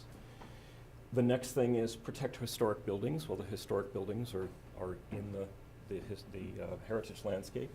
The next thing is maintain scenic vistas. Well, yes, there's a scenic vista at the top of the hill, but that's not going away unless you can't get to the top of the hill. The rest of the scenic vistas are all the actual heritage landscape. The next preference is trail and walk networks. Well, those are, again, on the heritage landscape. And the next is preserve mature trees, and those are all on the heritage landscape. So out of the gate, the board talked about being interested in honoring that, and so that means that if it's reflected in the map somehow, then it becomes an integral part of the coding and the understanding of what goes where on the site. What's the development area, which is basically the next step here. What is the development area? And the map that I just set aside here, the campus cluster plan, it identifies the development area as non-intersecting polygons with vague areas in between. So, and it doesn't in any way mention or reference the heritage landscape. So that means that as soon as you skip past the heritage landscape, you've skipped past all those 6 other preferences. So we'll get to that in just a second. Then the only other 2 preferences that aren't covered in basically that theme is steep slopes and external buffers. Those sort of live in a little bit of relationship to each other because most of a lot of the external buffers are also steep slopes. So they're a little bit related to each other. So what I would love the board to do is to revisit this process and look at the relationship between the maps and the studies that have been developed in relationship to what we're being asked to review and accept as part and parcel of the proposed coding. So if we now move forward with this, what we established is, and it's highlighted right here, basically the heritage landscape is this cloud right here, which is, again, this is public record. Everybody has this drawing. It's called assets, and there's the other drawing is called preferences, and it's highlighted on there. And what it tells you is that if you honor this, then it somehow might influence the development area.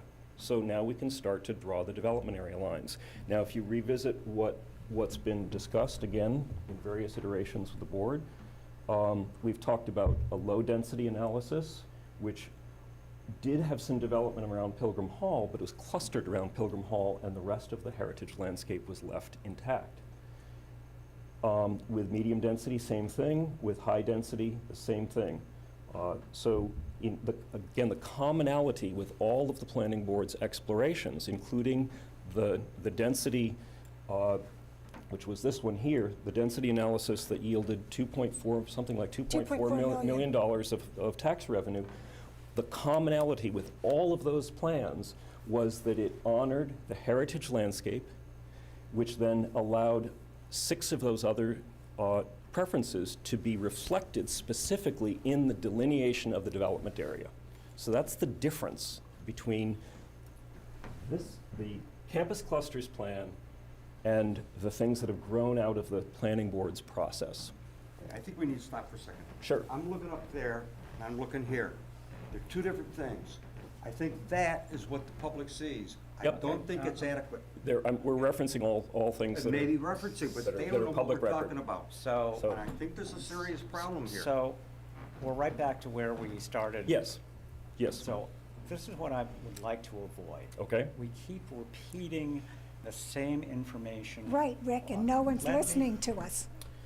So I'll take it a step further. I just repeated, now I'm gonna move forward. Well, first of all, where is the mid-density? I see low and high and high. It didn't fit on the board. So what we did is it can be in there, I can stick it on there, but basically, there's an additional diagram here that even has Right, that a we greater, have- greater okay. refined, haven't seen that, not gonna discuss that right now. Emil can discuss it in a bit if we okay. want. So But the can- important thing is, that's what has informed any of these sector maps. Can we dispense with this? Use the map that we discussed, we agreed. I talked to Marnie last week and I said, let's take the mid-density map and use that as the template to start determining what we want to go in those areas. The development So area is the same for each of them. We keep going back into the academic, how did we get here? I've been here, we've done it, so let's stop talking about the concept and actually define what it is we want to protect, what we want to develop. We had That's a, all I'm asking. Emil, do you want to talk about this plan and then Wait, how we got let to me that? just ask this. Sure.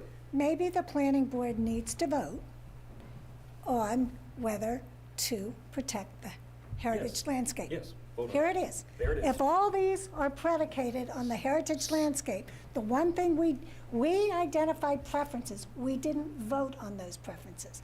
So here's the heritage landscape. As Jonathan says, it informs 6 of the 8 preferences that we established. So as a planning Wait, board. wait, wait a minute. All of these units, They cluster Yeah. around Pilgrim Hall. yeah, but that's not honoring the heritage landscape. That's developing this whole part of the That's heritage the- landscape. Yes, so the first step is you drew the incorporate. landscape down in here. Yes, But you're really messing with it right there. yes, so the first Now, step some is, of these, That, that's not. that you got know, revised, though. You'll see that in the bottom drawing. Okay. Because as we got into the development, we realized that was necessary to be included in the development area. Right here. So we'll get to that. so the first thing would be whether the planning board wants to in any way honor the heritage landscape. Then what the exercises showed was you honor it, and then it doesn't mean you can't touch it, but you do so in an informed way, in a planned way.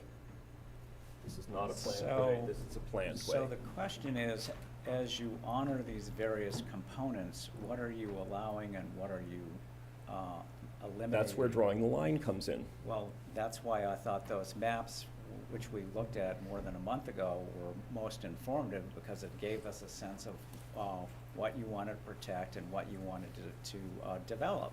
So Those are actually going backwards, as opposed to a visual that shows If I, potential. let me just add something in response to that question. It's a good question. We're getting pushback, why are we building houses? Why are we building buildings? Why are we showing roads? We're just, we're getting less is more, kind of from one side of the table. Well, of course. On this discussion. That's their But- role. yeah, I know. Our role is actually to define and clarify so they can react to something that is defined and Correct. clear. So rather than kind of like But trying to. we're trying to bring people along on this, so if we want to back up one step, we'll do that. So the idea then was, okay, let's take the roads out. If that bothers people, we'll take them out. knowing that it can all go back together All and they- fit into okay. a code. All that the people in town, when they come to vote on it, are Yeah. gonna care about is, they want a visual. They will see a Of what visual. it's That gonna hasn't look gone away. like to be developed. Hasn't gone away. Right. So let's go there, and the seminary is gonna wanna know what the planning board has in mind in terms of Yeah. it's gonna get developed. Exactly. So let's get there. Yeah. Let's, we've talked about the concepts Yeah. and the things we wanna do. So I think that, a map that shows development as opposed to nothing, because this I can say, yeah, that's a nice walkway, we'd like to protect that.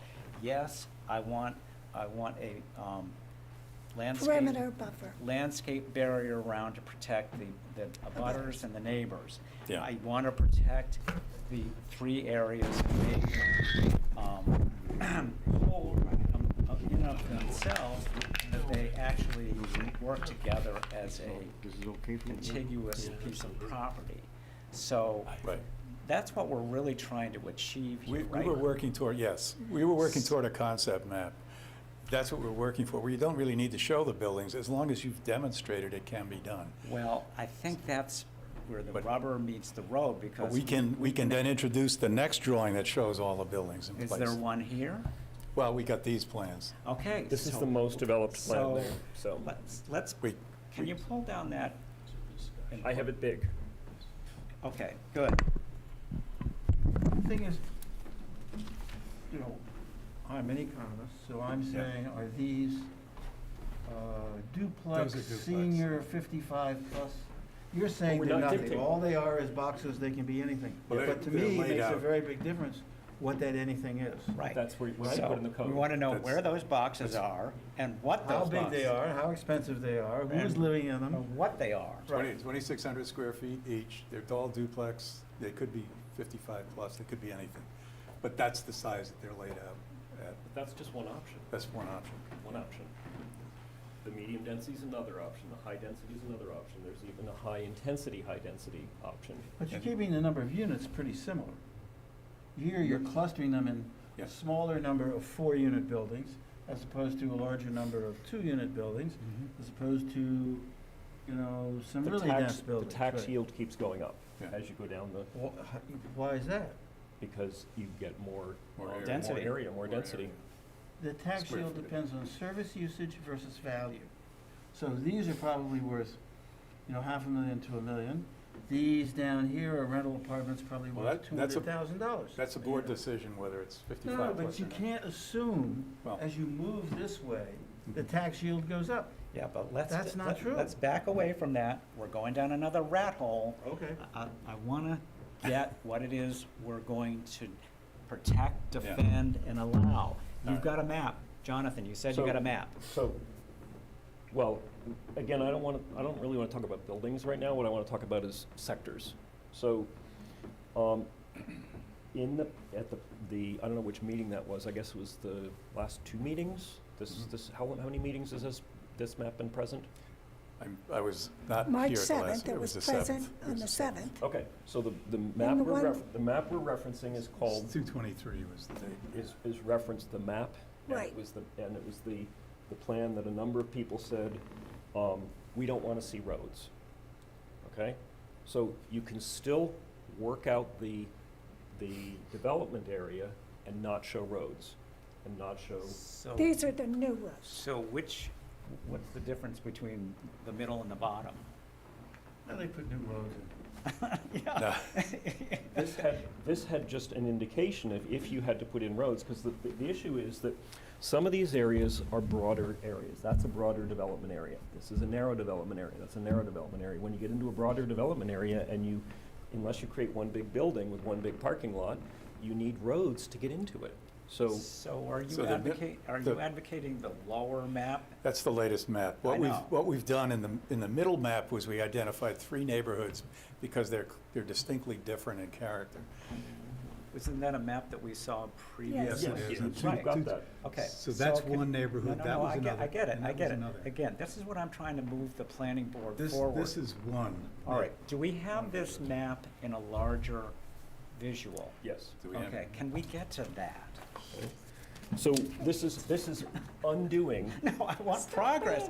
This is, We're making progress. each of these steps is undoing specificity until you get it, as we're trying to figure out how far back to generic we need to get to, but not be there. Yeah.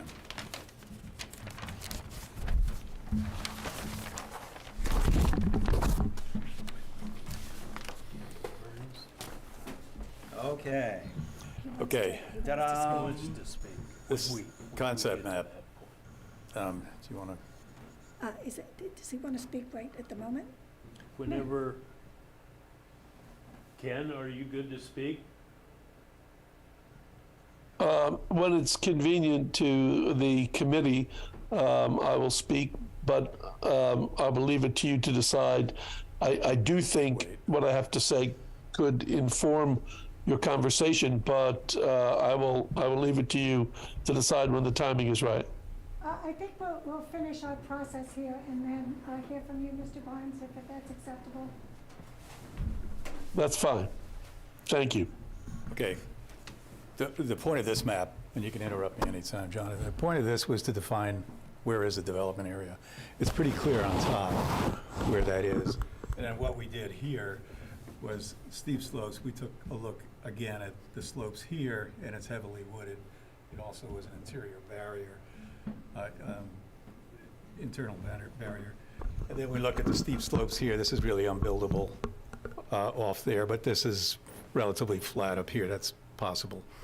So what we decided to do was, rather than show three individual, sometimes too much information on the sheet is just confusing, and you can't follow what's important on it, so you go step by step. So let's take the three neighborhoods out, but the reason for three neighborhoods is that you'd actually have three different codes, one to cover each, three codes, one for each neighborhood.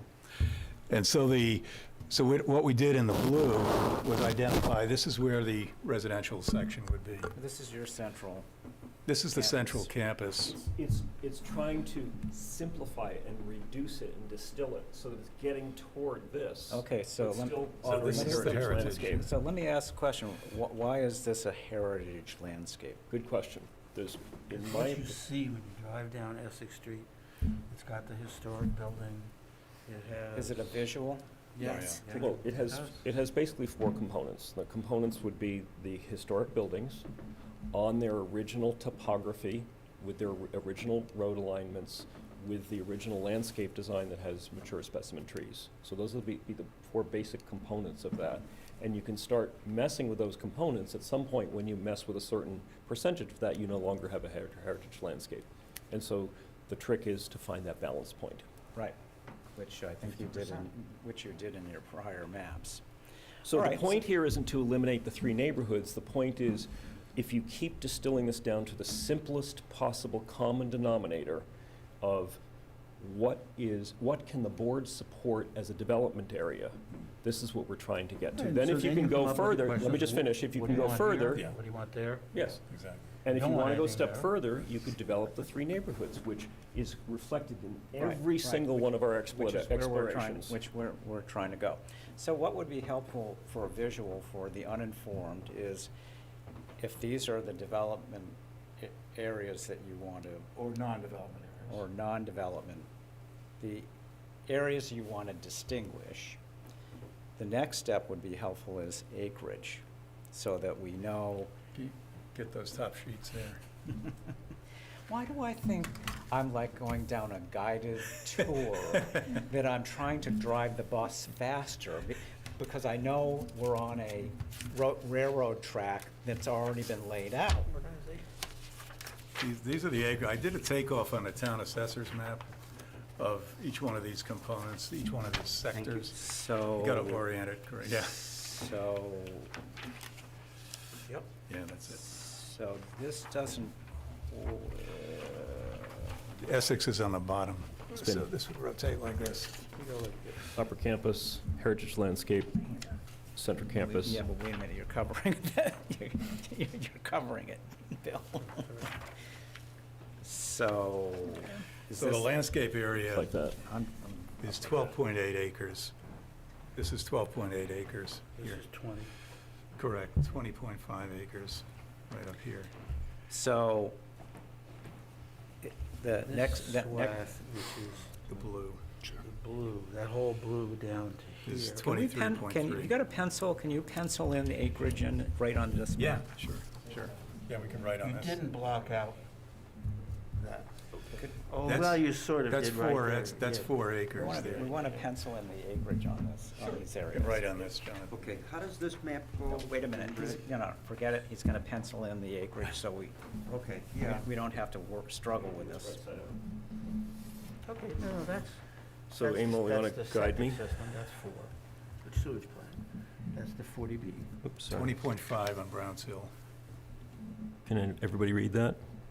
So, that 20.5. Heritage landscape is 12.8 acres. This is 1.1. What is that? Septic, That's a septic, So possible That's septic. exclusionary. That's excluded. Yeah. Okay. but if you can prove that you can put the septic somewhere else, then you develop Got it. Got it. Steep slopes, there is 9.4 acres. 23.3 acres, That covers down through, correct. right there. That 4. includes that? But Yep. that doesn't, Yep. 2.7 From there to down there. And this is separate acreage here? This is all to the All the 23.3. blue is Oh, the 23. blue. Okay, so Correct. Again, without the And that's neighborhoods. 4. what is this Two- 4 no, two- acres? 2.7. Is the- Oh, this is the 4 acres, right? That's 4 acres. Okay. A and B dormitories is 2.7. This is useful. Yeah. And C and D is, And that whole area up to Oh, Essex. C and D is part of That whole the area up to Essex central. is 28.8, that's what, 28.8%. So Acres. Essex is this down here in this area. You know what, I think this Yeah. is wrong. Well, that's Okay. Essex. Talking about Essex Oh, Street no, or that Essex says Town? 28.8? 28.8, yeah. Mhm. That's down by Okay, Essex. 9.4. Mhm. Okay. This, Brown, yep. Yeah. Yeah. Yeah. This was off the assessor's map, but No, if you add up all the numbers, it's 102 acres, point something. Okay. So this is So plus or minus. Okay, This is so it. this is really helpful. Yeah. So, next step, because you've got us on the road that you wanted to take us, so where are we going next, Captain? What do we want in each area? No, Well, I want to this- see where we're going. Well, you really need to, this is a juncture here where you have to, the board has to decide whether this is important or not, because if it is important, then these maps here, which are, I don't remember the numbers in the chart. Do you know the numbers in the chart? Scenario, No, they're on my list there. want to rattle them off so that the public can hear? Okay, so that, They're all the 11-acre scenarios. the top one is the 6 acre. Well, the 12-acre scenarios in the middle campus. so these are The David top- Gamble's. These are David Gamble's. The top Yes. one there is 6 acres, new 55-plus, scenario 1B. That's 55 active. That's scenario 1B. So another way of saying it is the scenarios that are in Dave Gamble's chart that have 12 acres across the central campus, those scenarios do not honor the heritage landscape. Right. Simple as that. That's why in our breakdown analysis, we kind of ghosted those that did not comply with the preferences. But we were able to comply with the preferences and get to $2.4 million in, Right. theoretical. And where is that shown? That's the high density. High density, And yeah. this one as well. These are But that equivalent. includes all sorts of stuff on the upper. Oh, yes, yeah. Yeah. But Yeah, it's, upper and lower. but the composite, the net total gets you the 2.4 as a scenario. Well, so And- David, just let me be and- clear though, because David Gamble's Preserves heritage senior landscape. housing was more apartment-style housing, right? In his scenario there, it's one big building, Any right? of these with 12 acres, like this here spreads parking, I'm sorry, this one here, you're right. So Emil, you need to just delineate which scenarios have the I can't read these labels. It's which scenarios spread across all 12 acres. Well, the next one down does. If you look at that, that's a combination. This one, and you can mention the, you can mention He's the- got 200 units, got 200 units there of senior housing, no small housing there. That's apartment-type building, That's right? apartment type because there's the parking. And the lot right parking there. it has to span between Pilgrim Hall and Retreat Building, and it has to terrace up the hill, so you'd have fields of parking with retaining, Yeah. separating them. So that, the board could say that's great, but that's the opposite of that.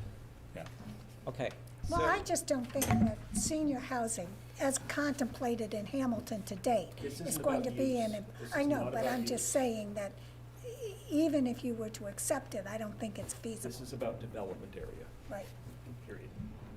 Go back to your value. You said it yields 2.5 million or so. Four. Okay. Again, that's just a scenario, obviously. No, that's no, not I get it. guaranteed. Okay, so that number equates to a certain level of density. But two-thirds of that number is 350,000 square feet. No, don't. High-priced no, biotech no, at no, no, 350 no, square no, foot. stop, Bill, stop. Or it could be senior, it could be all senior housing and stuff, so. What I'm yields trying the to same get, revenue. what I'm trying to get at is the central area, you came up with a scenario maximizing $2.5 million of Yeah, revenue. correct. Is that tax revenue? Yes. Okay. So that derived from certain amount of square footage Yes. developed. Correct. Okay. So what's that number? 150,000 square feet. Okay, good. Now we're making progress. Because within that area, you can now say that's what your baseline is, right? Yeah, and in fact, the reason there were two medium density is that one could have been all residences there with a little town center. The other was assisted living, a mixture. Right. Got it. Senior Got it. housing. So and that's, housing. so So this it's is. flexible. Okay, so that's- this is where. Both we're- meet the same criteria of I get 150,000. it. That's where this is great. So now we put square footage in this area, square footage in this But area. the board has to first adopt the heritage No, landscape. No, actually, they don't. Because we're laying the foundation of understanding what we're doing with this property, okay? So I'm assuming that you want to protect this area, right? Yes. Okay. That's the preference. So that 2.5 million and 150,000 square feet is where? In the blue area? Yes. In the blue area. Yes. Okay, It's good. some over here, Okay, great. a lot over So, here. And with- importantly, Right, so this is great, because now we can actually understand acreage and value and square footage, right? Okay, so that's a baseline that we all can have some commonality of understanding what's happening in terms of size, density, and value, because that's the trade-off of this whole thing. Sure. That's where we're going. That's That's where- what we have to wrestle with. That's where we were headed. Okay, so we hit a great. wall. So why are we taking so long to get there? Because, were you present on March 7th? right here. Were Because you- we Right keep- here. we- Excuse me, We keep Rick, going back to Rick, that. were you present on March 7th at the joint meeting with the select board? Yes. Did you, by any chance, pay attention to Ken Barnes' PowerPoint? Maybe not enough. I don't, Because, I don't remember. There's so much that's been coming Put it in this so way, many variations. this is a reaction to that. That's fine. That's fine. That's great. Okay, so now so I think this is great. If you put the 150, whatever number it is here, so we've got the three, And the three. that's all, this is almost, it should be there, but it's almost irrelevant because we've all agreed that it's by right. I mean, but we Subject to should know, setback, but we yeah. should know what that value is and what the square footage is, just for all- for Yeah, it's all consistency. written down. Really, the point that we need to focus on is what's the development area of this central Right. Central Campus. Right. That's where we need to draw those lines. And they Well- can be more nuanced. But- We had a more nuanced line, and that was rejected. But you've excluded this from your 150,000 square feet of development, right? Yes. So here's another idea. If you said, and you did some development on your middle or high You density, see, we went up into it a little tiny bit, right there. no, I'm looking at Right the there. development. Right there. This? Yeah, where did you, That's actually right, that little half so round is right here. did we ever in any of those maps get into this area? No, No. we stay Okay, away from that. okay. So that's helpful to know. Okay, so if we have density, value, and now then we can talk about use, right? We've got, we've got the potential square footage to get to, of that 2.5 million. Monetary. So monetary square value, footage, right? value, and square footage value, we can take right from Barry Abramson's, I think it was $30 million, sale value for that, and then you can extrapolate what the tax revenue, because that's kind of like a given. Yeah, The rest is, what are we doing with these two yeah, pieces? exactly, that's right. So I think if we have value and we now have acreage, then we can talk about the various options and the values. Now, Bill was arguing, and I don't disagree with him, that over age 55 housing might be the most appropriate thing up here. Because, and I agree, it might be because these may never get developed. They just are just too expensive to redevelop. But I think what people are saying is they would like to have the opportunity for somebody to look at that and say, hey, I'd like to redevelop these buildings into something, right? And they can have that flexibility. Right. So, Lots of flexibility here. right. So I think once we understand size, potential density, and value, then, as John Witten said, he just took numbers and threw them. He took the seminary's numbers and plugged them in. Well, we need to develop our numbers so we can plug them in, and we have justification. We can say, okay, this is X amount of area. We know that it can potentially have X of value, given a X density. And surface parking for 150,000 cars, 150,000 cars? 150,000 square feet. Square foot. Parking for Parking 150,000 for- square feet. 150,000 square feet. Well, Which is how many cars? is this just surface 300, parking, or is 300. this? That's just surface. yeah. Right, so you could do, You could do stacked parking. right, which is what you guys originally Yeah, described exactly. early on. Just to feel scale. It's Just for useful. scale, this is this scenario right here. 200,000 square feet, surface parking for 200. Sure, I get Is it. that one per 300 or? That's one per, actually 200 for the, Right, but, So an 5 office. per 1,000? for an office building. but you could, That's way too much. But, yeah, Right. it is way Oh, too much. yeah. so, there are ways around that, and Yeah. then so, and when we get to and say, well, look, and I'm just saying this theoretically, by right, we would allow senior housing down here of X density, or not. If you want commercial development that eats up that kind of parking, then that's gonna be a special permit, right? Because it's, Well, does the town want that in the first place? If you're gonna lose this kind of area? Well, But you're saying hey. do a stack garage. you could do a stacked garage. You Yeah. could put it partly They wouldn't do underground, it, but partly they- above ground. Yeah, it's just, I- it's costly, that's all. Very costly. Exactly. So- So what happens? They don't do it. So The that's the point, idea of the building point flexibility. is that you could allow it, but it would be under very restrictive circumstances that valued the land and didn't destroy the visual continuity of the property and the beauty, right? Right. So, this is all compromises, right? It's like, okay, what do we want to have happen, if anything, by right? And if we're going to allow I'll call that that assisted living continuum care in the size, the 200,000 square feet, then that becomes a special permit, because that's a very complex undertaking in this piece of property.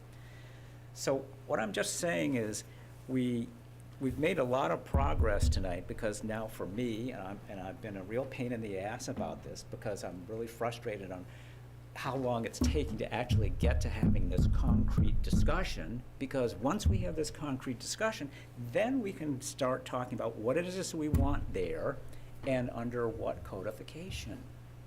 Right, but we do have to agree on the heritage landscape. I think that's important. That's very important. Because Everything that- here is predicated on that.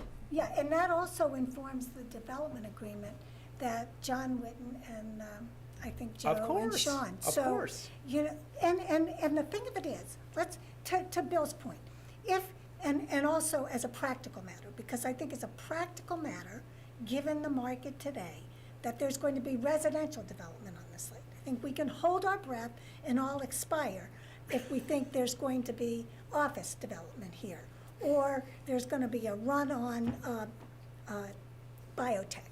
So, I mean, if this property comes on the market, I think that most developers are going to say, wow, what a beautiful site. I'm going to do senior housing I or some don't type disagree. of residential I development. don't disagree. So I think we need to keep that in mind. You have all those buildings, you think, gee, I'd hate to tear them down, but it turns out tearing buildings down isn't that expensive, especially when they're brick like that. They just crumble. No, in fact, Working costs. no, Right. Barry Abramson included that in his analysis. So, let me finish my point. So if the likelihood is that you will have a substantial amount of expensive housing, and I think there's, we have to discern some way of making the 8.2 bylaw amenable to inclusion here. I mean, we might have to amend 8.2, but let's put that If you aside. make these 55 plus, but they're much lower priced at higher density, then, you've also have a sort of balanced income. You have these are really expensive. High on the hill. High on the hill, and these are a little. Closest to the river. And you could also do my pet peeve, which is carve out a little senior center up here with restaurant and fitness Right. center and everything But- else. but Then the whole thing ties together. This is an amazing amenity, and it I get it. buffers and I provides. know what you're saying. It Okay. enhances Enhances the the value value of of the the property. And it creates a Fashion. buffer so you could be more flexible here and here because they have an internal buffer. Right. So, but that's what I'm getting at, and that's what everybody's going to be asking that hasn't put the level of thought in here. What's the value? What's the value in? What's the value out? What can I sell a property for? And what are we going to make in terms of tax revenue on this? That's the two central questions. The other thing we were wrestling with, frankly, was what intensity level, I wouldn't call it density, but intensity. Big buildings or smaller buildings? What is that threshold that the citizens in town will accept? Because you could take the position, I'm gonna cover every square inch on this. Right, site with we know buildings. that's not realistic. That's not realistic, but somewhere there is a limit. So that was the reason we kind of tackled this scenario. 3 options: low, medium, high density. Right, and this gets to your point about the concept plan. At some point, we're gonna have to show something. We got the buildings. So. Yeah, at some point, if we say, and I'm just taking this number, I'm not saying this is the final number, but if you say 150,000 square feet, Yeah. show me what you think people would accept. Its current building height is 35. Right. Right, 35. 35. 35 feet. Right. And take some examples that you think are relevant that would fit here. Yeah. Then we say, okay, that looks pretty good. That yields X value in terms of tax revenue and X value of sales revenue. Then we can actually, then with the seminary and Merwin and with John is say, okay, this is what we want to do. This is how we want to code it. This is what the value is going to be. This is what the tax revenue is likely to be. that's the discussion point we're gonna have to have with everybody. That's where we will be, that's where we will be arguing over, well, I wanna be able to do more. So we'll go back and forth and figure out what it is more looks like, if anything. That's what I wanna get to. Sure. The other point I would just want to make on the housing, we're actually providing a missing housing here in Hamilton. Townhouses there, very dense construction. And then multiplex housing, 4 units, and even up to a 6-unit. That's not Hamilton. And I mean, you could say. That works You with. could say it's missing, which is true, but. We're not you know, dictating, we're just Go to offering. the town website, you know what it says? Hamilton, Massachusetts, a semi-rural community. Yeah. You know, There That's are, what it there are says people, on the website. there are people who are living here who would love to live in that kind of place. Well, they don't have, well, you know. There's not that Right. many. You It's- have to it's- back off the elitism here. You just said a But semi-rural. again, nothing is dictated here. It's No. not dictated. No, I know, but we will have to show a concept plan. Yeah. Or multiple concept plans, Huh? or multiple concept plans. Well, no, because you're gonna have to go to town meeting with a concept plan and say, it's X square footage, we're gonna contain it to 2-story buildings,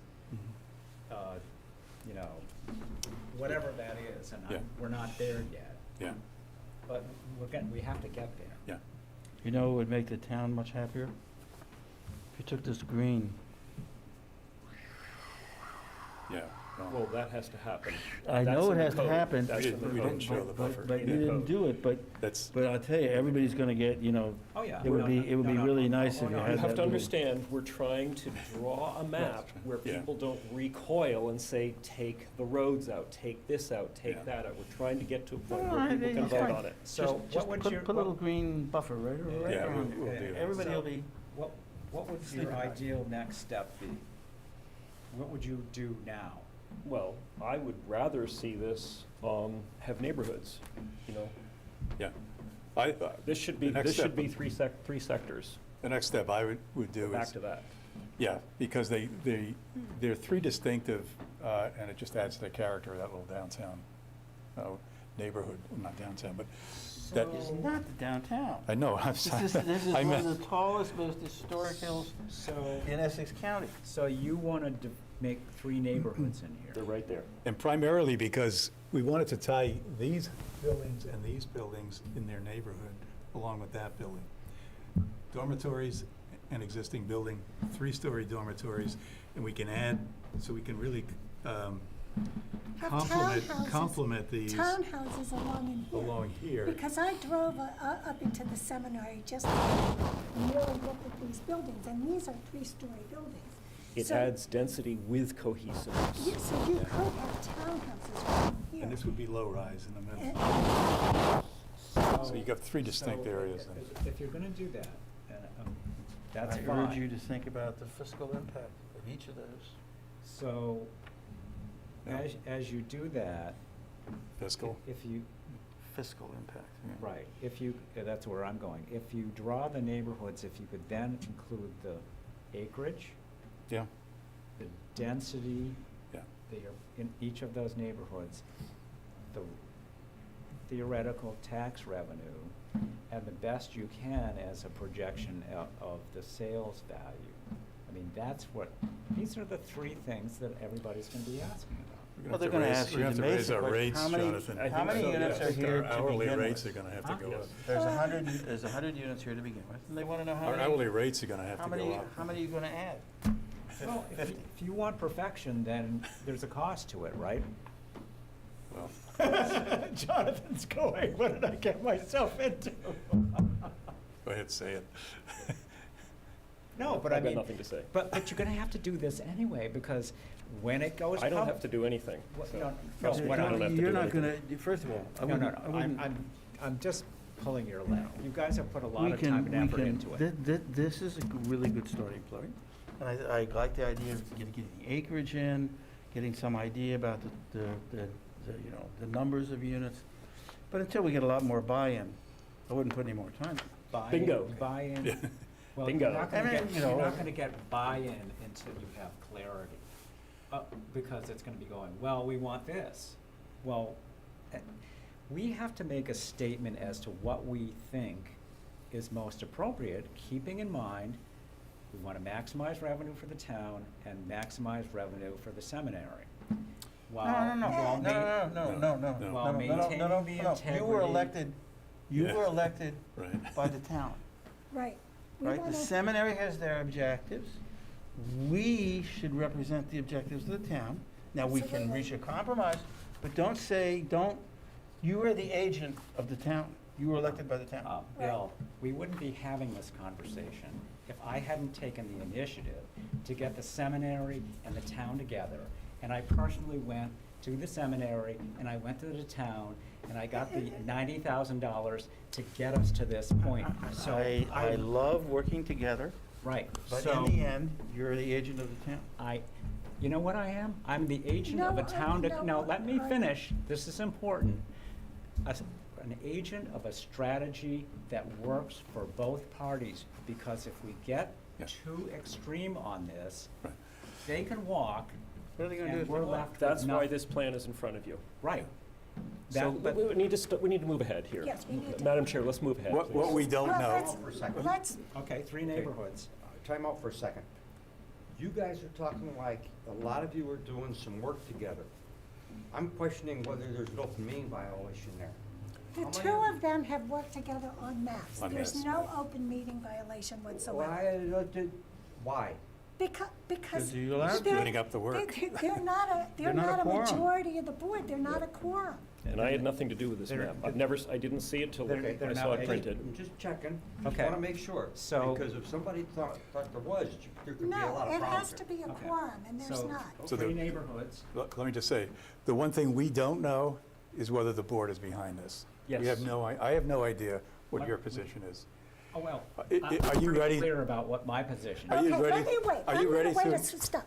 I'm gonna go on record and say, my understanding of Rick Mitchell's position right here, right now, is that he wants a concept plan to go before town meeting, together with an overlay district. And not this. And not that, he wants an honest-to-God concept plan, not some. I think that's what we've all been talking about. No, we Well, haven't. no, in the overlay district, the draft, there were multiple concept plans that were going to be approved at town meeting by the citizens of Hamilton I didn't- over a period of time. I I read that draft overlay district with a fine, that's not with the- a, that- with a magnifying Okay, glass, so- and that's so- what triggered okay, my response. okay. So you're now saying not multiple concept plans at town meeting, No. you know, over a period of I time.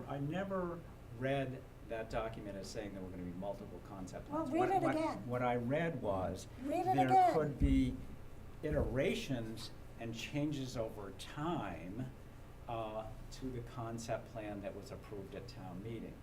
That's what my understanding. No, you didn't read it carefully, because the bylaw was predicated on the campus plan clusters. Fine. Not a concept. So we're now here, we're driving the bus, this is where we're going. So the next step is neighborhoods, right?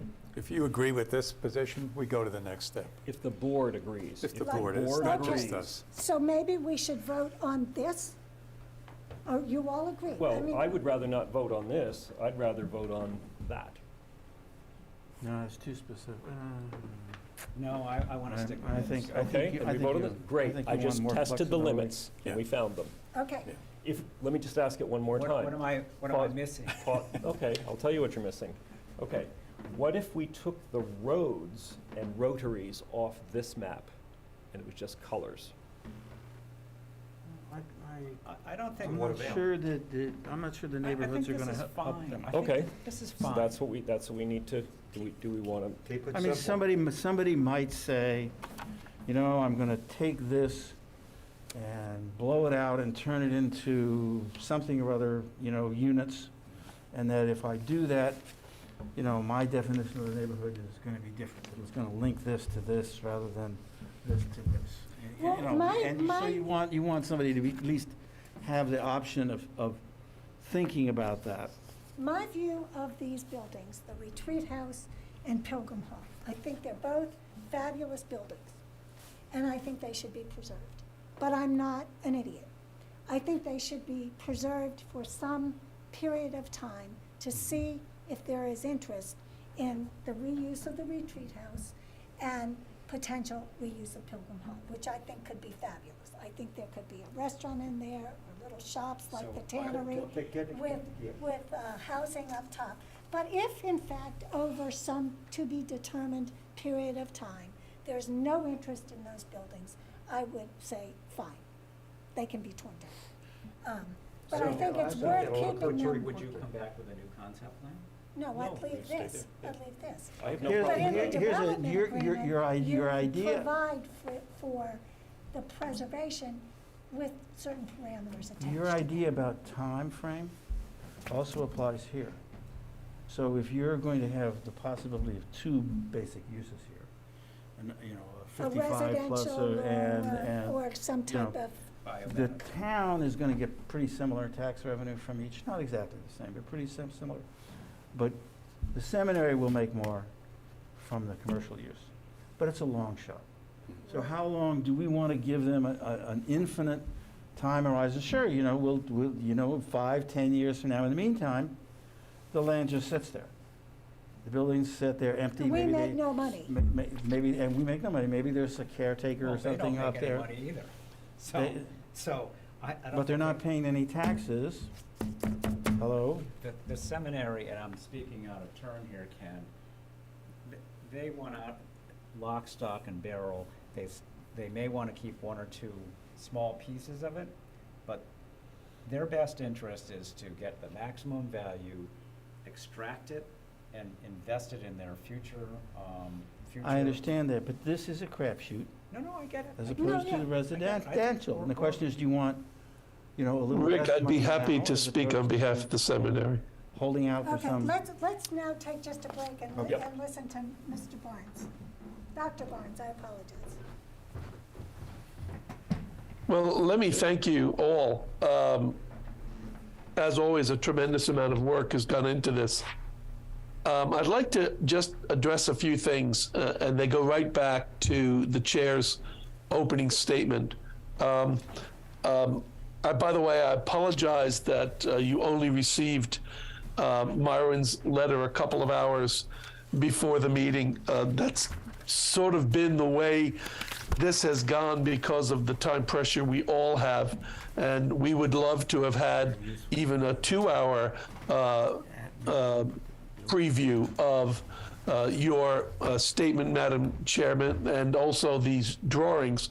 But, you know, we recognize that, you know, we're all working flat out. So let me start with the issue of the preferences as they relate to the bylaws. There was nothing in the proposed bylaws that Jonathan Witten sent around that precludes any of the planning board's preferences. Nothing. That's not what those bylaws or the wording in those draft bylaws were meant to address. The information in those draft bylaws is a product of the fact that none of us can predict the market, which is why we get very nervous when people start talking about neighborhoods and wouldn't a restaurant go well here and could we put houses here? None of us can predict the market. And so when we paid along with the town to bring the consultants in, it was for the purpose of seeing what was possible, what was probable, and what was most profitable, both for the town in tax revenue and for the seminary in terms of the sale. So what we wanted the bylaw draft to do was cover multiple scenarios, because no one in that room and no one here and the best real estate minds in the world who we have chosen to represent us can tell us what is going to sell. We don't know if people want the hill. We don't know if people want to repurpose those buildings. We don't know if people want the middle campus. We don't know if people want to put housing there, if they want to put labs there, offices there, light manufacturing, whatever it might be. We don't know. And so our hope with the bylaws that were drafted is within the constraints of the numbers that were put out there, and quite reasonably so, by both the consultants and your own work with the high density, low density, medium density, et cetera. We wanted to make sure that those bylaws covered a commercial scenario on the hill, if not, then an over 55 scenario on the hill. A commercial possibility on the middle, if not, then an over 55 scenario on the middle, etc. So that was the purpose of presenting it that way, not to say, you know, we think we want to get all of this. It's to say we need to make sure that the bylaws don't try to predict the market. And then lastly, Madam Chair, about the exceptions to the normal site review process. Again, that is a product of the fact that this is a brownfield site, not a greenfield site. It has nothing to do with the seminary seeking any preferential treatment, far from it.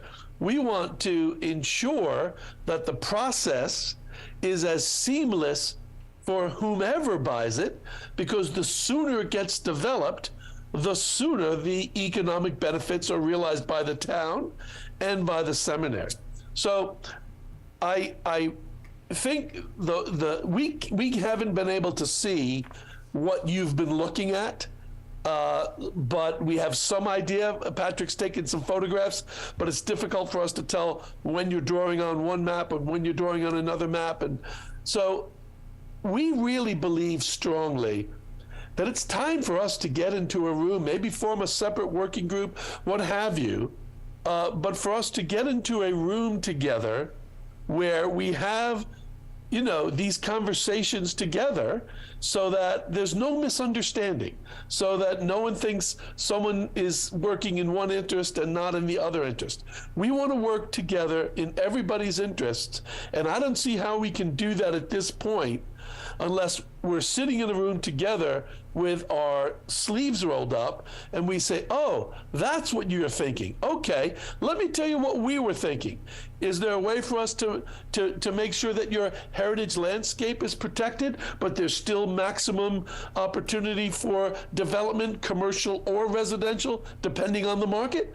Great, let's figure out what that looks like on paper. And then together, we come up with a concept plan, or possibly 2 iterations of a concept plan. Maybe one showing residential, one showing a mix, I don't know. But a concept plan and bylaws and a development agreement that we all agree gets what all of us want. So that's you know, my offer to the town, my proposal to the town, and I'm happy to host it, by the way, at the seminary. So if we want to, we can put on our wellies and walk outside and say, oh, this is where you think the line should be drawn. Well, what if we just drew it here?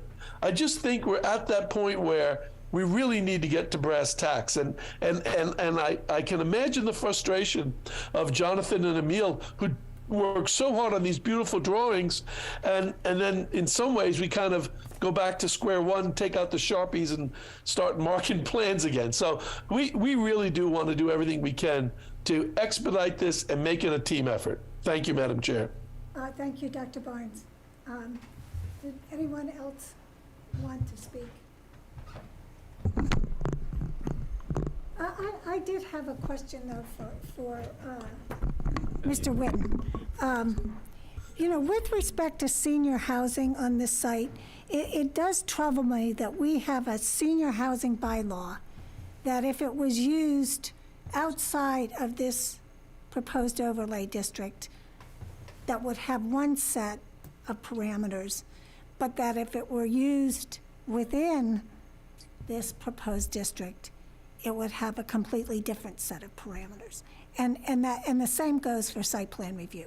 I just don't think it's fair to the taxpayers in Hamilton to have one set of rules for this site and another set of rules for another site when it's the same 55-plus housing or the same type of increase in building size.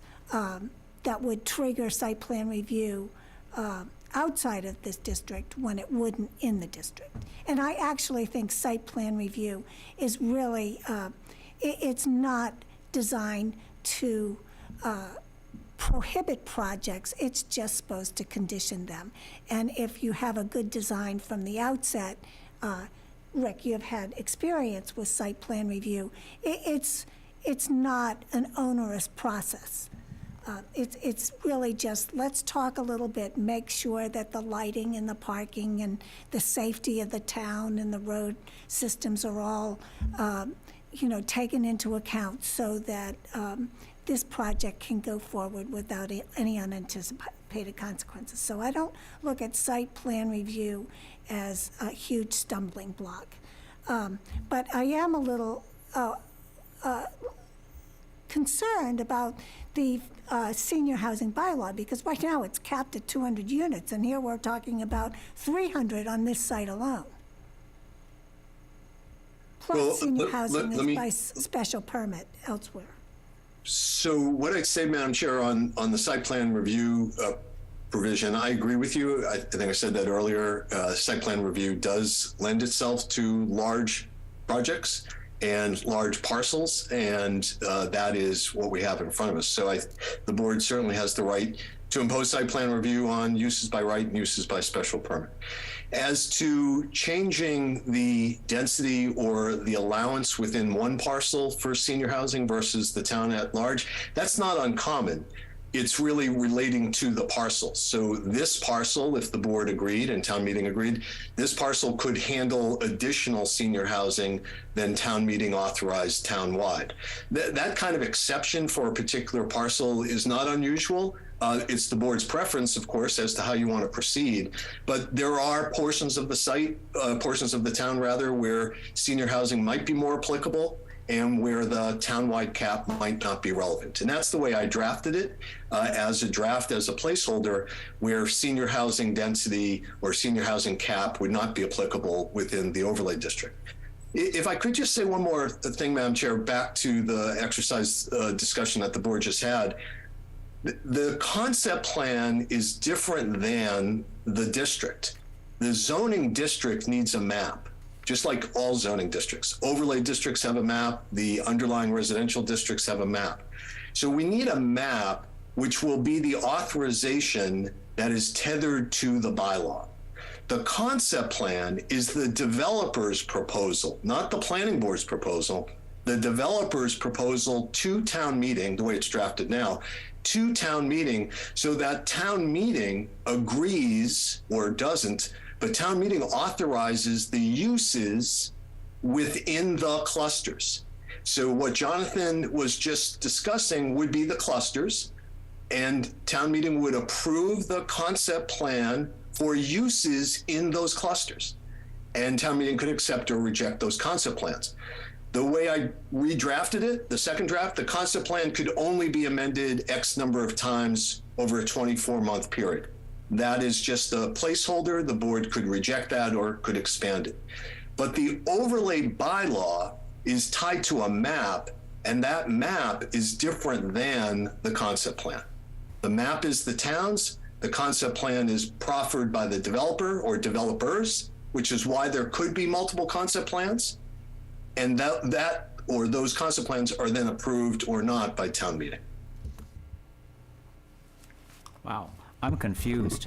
Well, I don't understand why the concept plans would be approved by town meeting. They're approved by the town, but the planning board is the elected body that would make the decision with respect to the concept plan. I just think it's would be, I don't even think it would be advisable. I mean, that the town meeting could vote down concept plans for one reason or another, valid or not, because they simply didn't understand it. So I think that the planning board is the appropriate body to evaluate concept plans, particularly if they're being presented perhaps over a period of 2 or 3 years. And the planning board could certainly be the approving body for a concept plan. The way it's drafted now, And the way I've described it in the past was town meeting, but there's no magic to that. There is an explanation as to why town meeting was recommended, but the planning board could be the approving body. But however that is phrased, whoever approves the concept plan is different than the zoning map that creates the clusters. Those are two separate processes. Town meeting is asked to adopt a zoning bylaw with districts, and those districts are the cluster plan, for lack of a better way of saying it. Then there is the development plan. Could I just clarify something before you go further? So you're talking about clusters, but you're not specifically talking about the campus plan clusters. This map that Emil and Jonathan just put together can serve that same function. That is the map I'm referring to. So when we talk about the map that would be tethered to the zoning bylaw, it is the map, those are the words on the plan, and it's dated 2/23. That is the plan that Jonathan was just focused on. So that would be, for argument's sake for right now, that would be the plan that would be incorporated into the bylaw. As right now it's an overlay district. If the residential use by right is taken away, which, by the way, this draft does do, this draft removes the underlying district except for the lower campus. The bylaw is linked to the zoning map, the cluster plan, and then the developer or developers produce a concept plan. That concept plan could be approved by the planning board, or as drafted, could be approved by town meeting. Again, there's no wrong answer, but that is different than the zoning map with the campus clusters. So the zoning map is in front of us now. It doesn't show planned developments. It shows areas for each type of development. That's exactly That's right. tied Just to the like your zoning bylaw right now, if you had a zoning map in the room, your zoning map doesn't say what the development will be. It articulates what developments could be, either by right or by special permit. So again, could I clarify? So your draft right now, which I believe needs to be amended, removes the underlying GPOD or R1B district and just provides for as-of-right development specifically for the dormitories, and that's sufficient. So the way it's drafted now is the underlying district, so I'm at 9.6.2, second sentence, the GCOD replaces the applicable underlying zoning district and permits residential uses by right within designated portion of the district. And then that is followed up by saying only the lower campus, the dormitories, would be residential by right, and that would be developable or expandable without approval of a concept plan. That's the only exception to the concept plan requirement. So I just want to be clear, we kind of like changed the definition here. So this map that is in front of us is a cluster plan that will inform the bylaw. That's correct. That's okay. exactly right. So in that cluster plan, we define uses. And in the bylaw language, we will define densities. Yes. And uses. Density, uses, setbacks. So I left the dimensional discussion out. The board would need to discuss the dimensional requirements in each of the campus clusters. So Rick, to your point, yes, that would all be the numerics in the bylaw, as well as more appropriately, whether it's going to be by right or by special permit. And then I added a table which would require or not site plan review. And the board's been discussing that back and forth, but site plan review could be applicable in some uses, for some uses in some campuses and not for others. That's totally up to the board, and it can be very flexible. The most important thing, I think, is what the board was just discussing, which is the campus clusters, or the map, the 223 map, what will be the uses permitted within those clusters. And that is the frame that you have in front of you. I think the board can plug those in just as placeholders and then get to the next step, which is the level of intensity, the level of density. Jonathan asked a really important question earlier, which is how to protect, I'm paraphrasing, but this is what I heard, how to protect the heritage landscape. And the way to protect the heritage landscape is through this zoning map. So the map I'm looking at, if this is the zoning map and this is tethered to the bylaw, then the development can be occurring only in those districts or those portions of the district that the map allows, just like your underlying zoning map works right now. So the heritage landscape, the wetland areas would not be developable sites. This is one parcel. You're allowing significant development on the parcel. The board can, through an overlay, create portions of the site that will not be developed. And that's really what you're getting at. The development agreement is better suited for things like buildings, perpetual restrictions, public access, things that don't fit nicely in a bylaw, especially one that's trying to accomplish something without a developer in mind. So that's where the development agreement comes in. But the bylaw is tied to this map.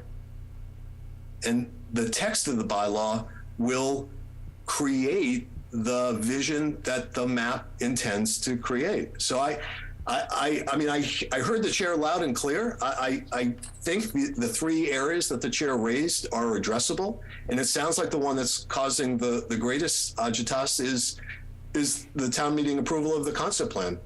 Again, it's a legislative body, so I would always want that because I think it gives credence to the map. But that's a political decision. That's totally up to the board.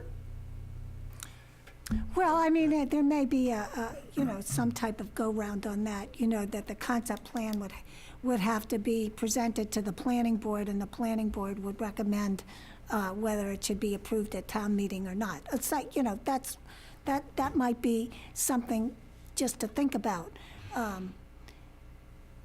I would avoid that at all costs because a handful of people could sink that.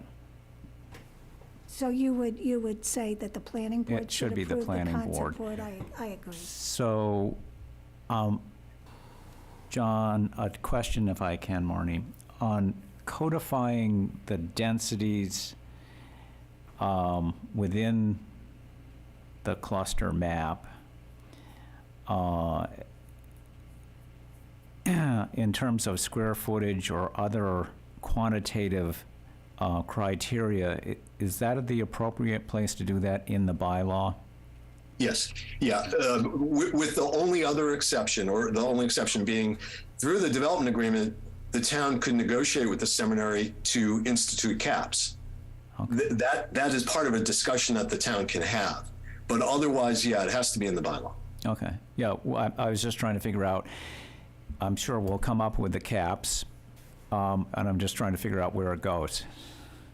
So the ultimate cap, there's two ultimate caps, the bylaw, but the bylaw can be revised by a town meeting. A development agreement, that is revisable only by an amendment to the contract. So it's a belt and suspenders approach. I'd advise both. If something's really important, for example, preservation of a structure, the bylaw can talk about the importance of preservation of structures, but that's just words. Better to also belt and suspender that with a development agreement restriction on that particular building. Right, and I think we alluded to this. So we would, I think as a board, like to see certain buildings preserved, the historic buildings. But if there's no economic value to them after testing the market within a period of time to be determined, then that would be eliminated. And you could do that in the development agreement by contract. And similarly, the same could apply to the top of the hill where, there's the holdout for the New England Biolabs version of some development up there. But if that weren't likely to happen within, again, to be determined amount of time, then it would be opened up for alternative uses, and obviously senior housing is probably the most lucrative for that portion of the site. Jonathan, I've got a question for you. On the concept plans, we seem to be hung up on the word. The intention of what we were trying to do here was to create kind of a regulating plan that would assign particular areas on the site that would receive a particular code. And however you want to define those codes. And there are whole, beyond density, there are other criteria that would be used, like height. If you wanted high-rise buildings on one part of it and you want low-rise on another, I mean, it wouldn't be just density. Density is not a good indicator, really, of that. I mean, look at FAR numbers. They don't make sense. But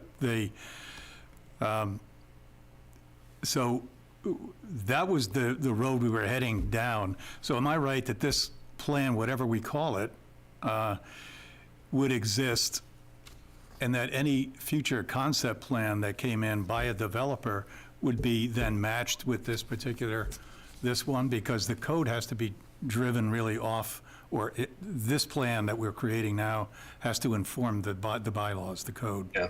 That's exactly it. That's exactly, and let me just say, table 3, I deliberately left blank. That is the dimensional requirements. Right. So I agree with you, Emil. It's much more than just density. It's really the whole package is part of this. Yeah. The way you just said it is exactly right. You're developing the plan that is referenced in the bylaw, which will be the allowances or prohibitions, Right. or a concept plan. Let's just take a big step back. Could we remove the concept plan? Is this, because this is causing a lot of stress, is the concept plan really important? If we had a developer and we had a plan that the developer wanted to see approved, the concept plan we could probably avoid. But we don't have a developer. Right. We really don't know how many possible developers there could be. So the only way that, in my experience, we can craft this is to kind of have a player to be named later, the concept plan. Yeah, but exactly. we can make sure that it is reflective of what the town wants Right. by doing what we're doing. Yeah, that's exactly right. Yeah.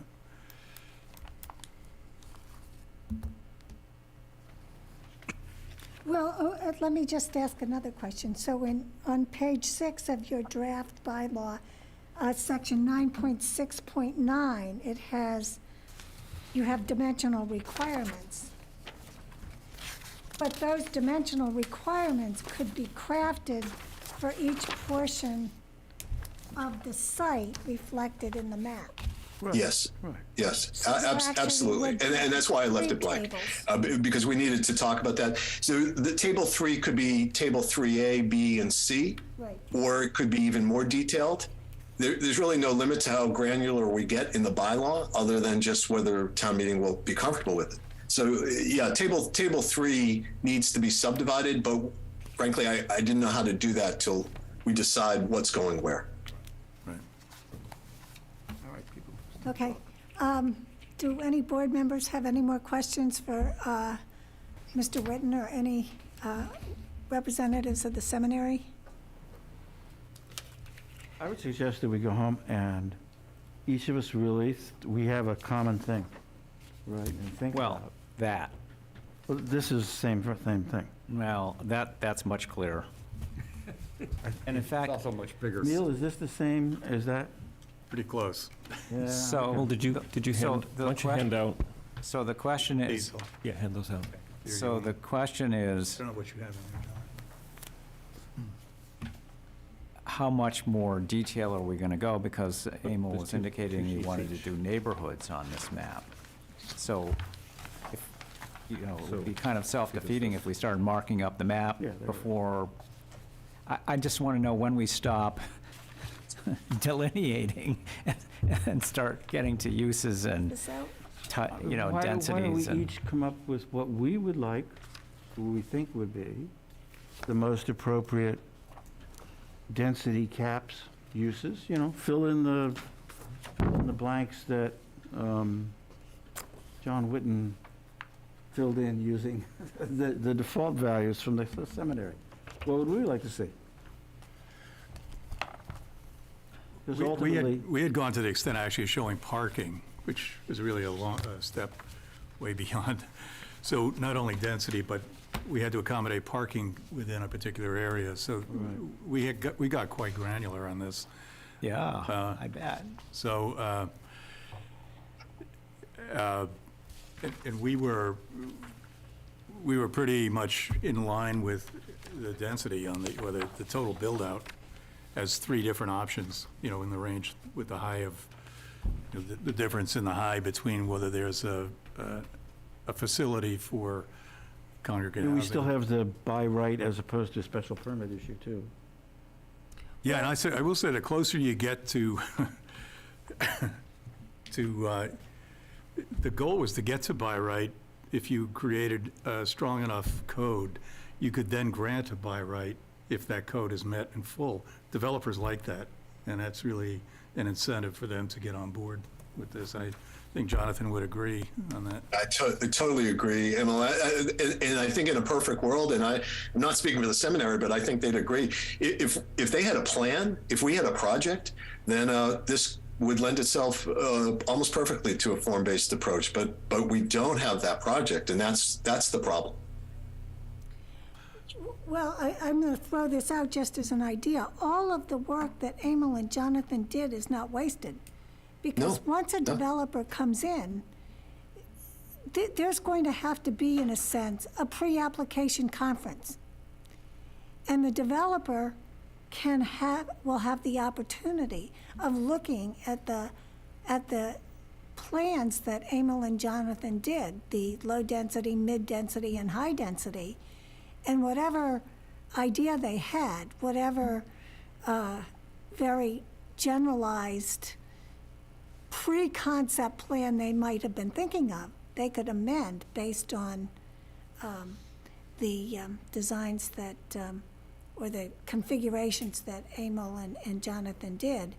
And depending on whether it's special permit or as of right, the plans could be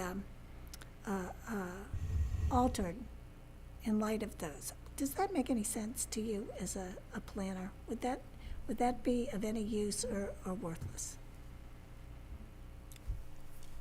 So they wouldn't have the luxury of knowing it was as of right out of the box. Yeah, But that by amending their approach, they might get there. You want to build in a little flexibility there, so I think there would be that. We could go through But the approval. But remember, we're not all going to be here over time. Right, and that's a problem. So, that's why the code is important. And right. Again, the purpose of that wasn't to dictate those layouts, it was to inform the code. Yeah. It informs the numbers, it's not about drawing buildings or roads, it informs the numbers. Right. You can't do the numbers without doing that exercise. Right. And that's what's most important in that are the numbers, is the square footage. But you can't do them blindly. And the values, Right. because those will inform the code. Yeah. So what's the next step? What's the next step? Well, do we hear basic consensus that we need to hear this. we need to hear this, that the heritage landscape is of value, that the preferences are meaningful, that they're not just lost in some vague sentence and intents and purposes and are aspirational. They have to be reflected in the map, in the zone map. So that's the first step. And if We can make a motion to accept the zone map. Right? That essentially defines the development area. That's what It defines the development area. It doesn't say how much and what they look like or anything else, but just draws lines. But it defines the areas. Yes. It respects the heritage landscape, it identifies the historic buildings, it has the internal buffer, and the perimeter buffers can be accommodated. Yeah. What's missing in it, because again, we were trying to get it to lowest common denominator, what's missing in it is the trails and mature trees are not shown in that map. They're not delineated in that map. That I'm not. Okay, But I'm just testing. We have to be flexible about it. But they're in the I heritage would like to see a landscape. buffer zone. I would like to see buffer. That'd be in the code. That'd be The words. mature trees are predominantly in the heritage landscape. Yes, Yeah. yes. So indirectly, they're preserved. Yeah. Indirectly. So yes, I think a motion to approve that map would be helpful. And Madam Chair, could just for clarification, is this the 223? No, it's a map that we just introduced today. We'll have to get that to you. Okay. Jonathan. We All right, thank you. eliminated all Is the it- roads. Is it based on the 223 map? It is. The sector has changed a little bit. They were refined a little bit. And eliminated any new roads, any new references New to roads roads. are gone. We just show the existing buildings, no new roads. Madam Chair, may I ask a question, please? Yes. Would it serve the committee better if before any votes were made on maps, especially ones that we haven't seen yet, that you consider our invitation to meet together? I really want to stress that I think this process is going to work much more smoothly and much more efficiently if we meet together.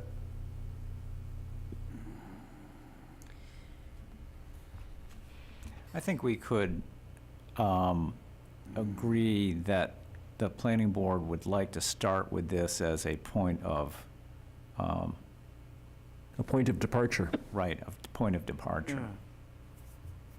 So we should vote that this is a point of departure for the planning board?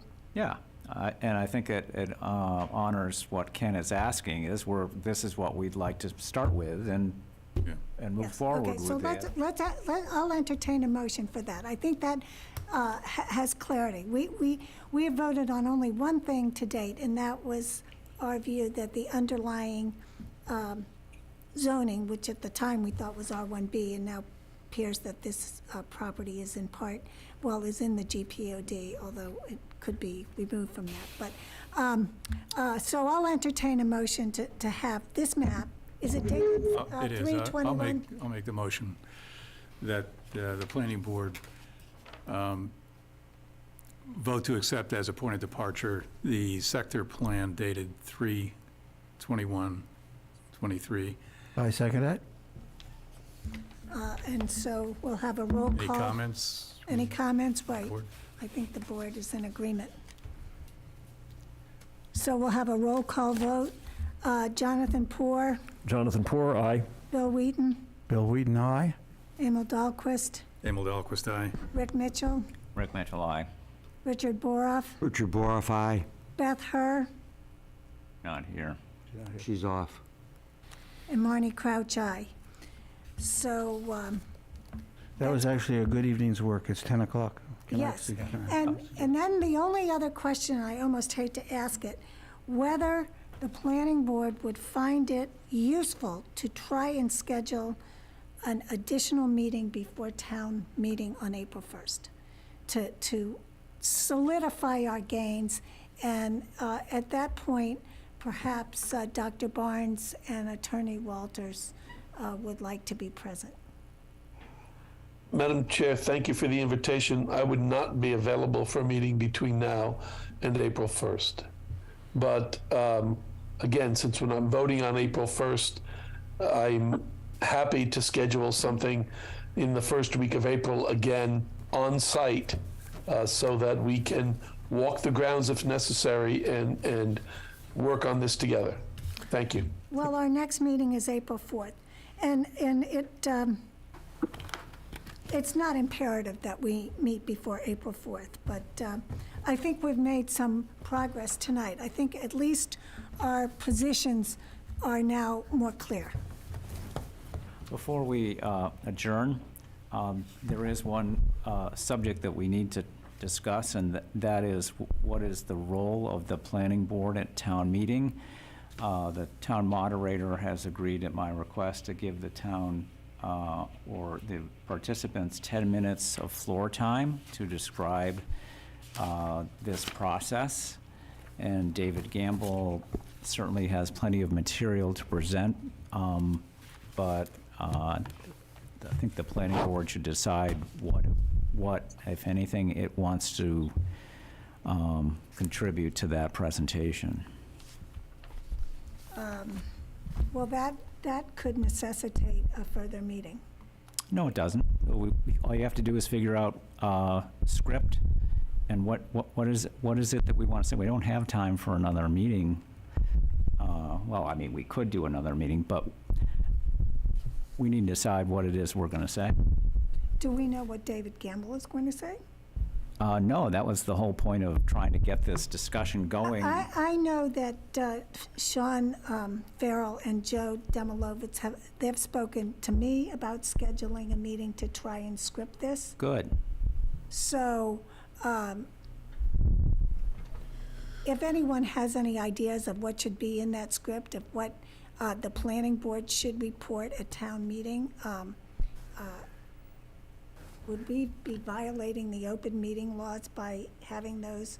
Actually, the comments could be sent to Patrick. Right. And he Come can to me. forward them to me. Right.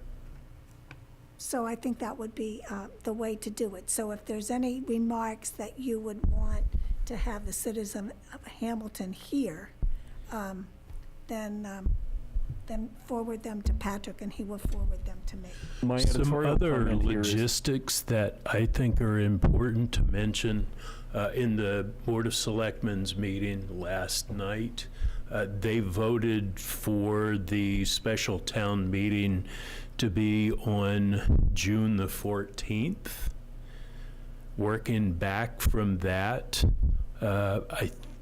our prior meeting to that would be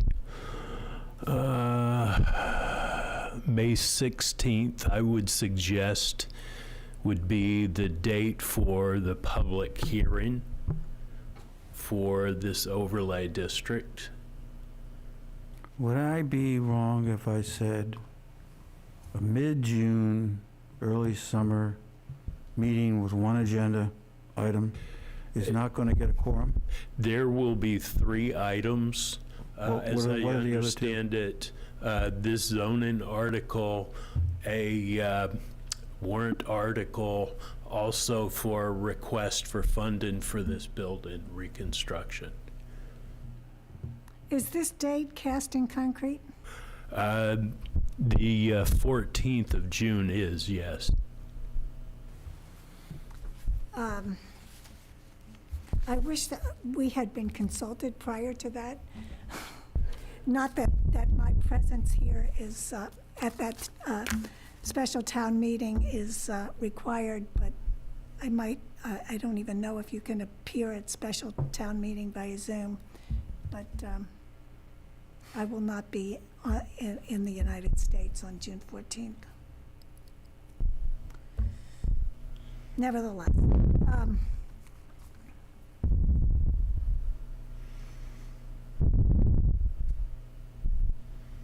we have our work cut out for us. Yeah, that's. That's tight, actually. It's unrealistic, in my opinion. Yeah, it's Unrealistic.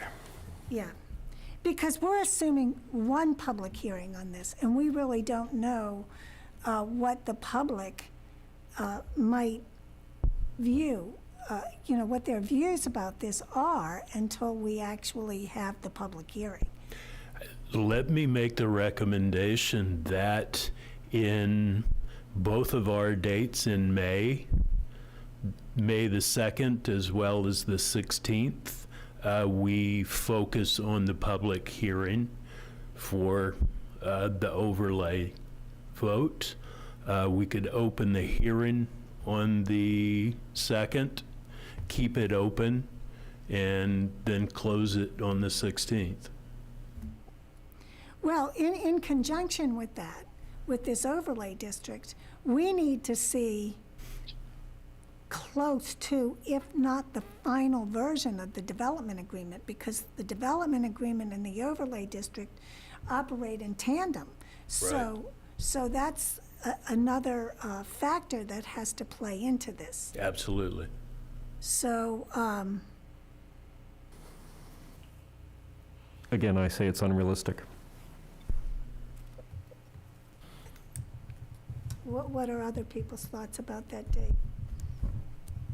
Yeah, I don't see how you could meet that. We're going as fast as we can, so every party here, I think. It's unrealistic. So that town meeting is happening irrespective of whether we're ready or not, right? Oh, absolutely. They voted for that date last No, night. but I mean, there's other, Yes, there are other warrant articles, 2 others.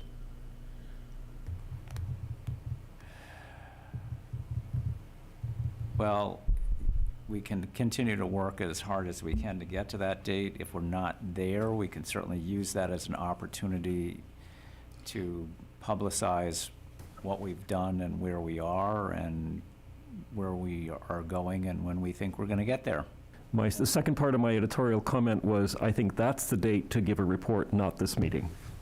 Right. That's my honest opinion. Well, Not the what? we need to talk about what's happening. Sure, there's a timeline in process. We've got a wonderful opportunity in front of town meeting to let them know. 99% of this town doesn't even know it's for sale. They have no idea what's been going on for the last 6 months. That's correct. So there can be essentially a status report. Right. At town meeting. June 14th, that date, has been set, but I would probably note that it hasn't been noticed out to the world in terms of, Not yet. yeah. So if there's any possibility that the planning board be given more time, it may be that we can consolidate all those 3 things, but we can only do what we can do. And so I think that's very ambitious to get the development agreement, the overlay district, and all the ducks in order. Because, what John Whitten gave us was a draft, but there are other aspects to it that have to be plugged in at the end, and all of it has to be, we have to consider that we have to amend the zoning map, the other provision in the bylaw that refers to all the overlay districts, and we may have to do something with the senior housing bylaw so that we can actually use it here with respect to the caps. We would have to raise the caps in the senior housing bylaw. Am I correct? Or some such. Right. I mean, we have to, look at the entire zoning bylaw and make sure whatever we do with respect to this overlay district at Gordon Conwell doesn't conflict in any way with any of the other bylaws, and concomitantly, those other bylaws have to be integrated into what we're doing. So, yeah, I mean, we can make a lot of progress toward the big picture, but the dotted i's and the crossed t's take a while. So, just a consideration. I did just receive another message from Mr. Barnes offering to join the board in a working meeting to advance working On the 4th? together on the development agreement as well as the zoning overlay. Right. That would have to be a public meeting, and Absolutely. and so I don't know if he's are you still with us, Dr. Barnes? I am still with you. I think the message that Patrick just read to you was before my last statement. So the development agreement negotiations are going on with the town, with the select board. We're making very good progress on that. Again, my much bigger concern is that we find a way together to move this conversation to the next level. And that's why I'm saying if the April 4th meeting or sometime, very close to the April 4th meeting, we could have either the entire planning board or representatives of the planning board, if we could form a working group to hash out a lot of these things that we seem sometimes to be going in circles because we're not always sure what the other side is referring to or concerned about. Maybe I'm old school on this, but I've done enough of these things where if you get everybody in a room and you're all looking at the same map at the same time, and the lawyers are in the room and they understand where there's agreement and where there isn't, you can get an awful lot done and get us very, very close to a situation where the bylaws, the next iteration of the bylaws, and the next iteration of a concept plan would be something that we've agreed on in that meeting. And we are open to that, and we're open to hosting it. And as I said, hosting it even on site. So if we had to, we can go out and look at the topography in real time. Thank you. Right. Well, we're constrained by open meeting laws, so whatever we do, it has to be in a forum that's, if nothing else, recorded. So our next meeting is April 4th, and obviously, you're welcome to attend that meeting, and we can try and make more progress at that time.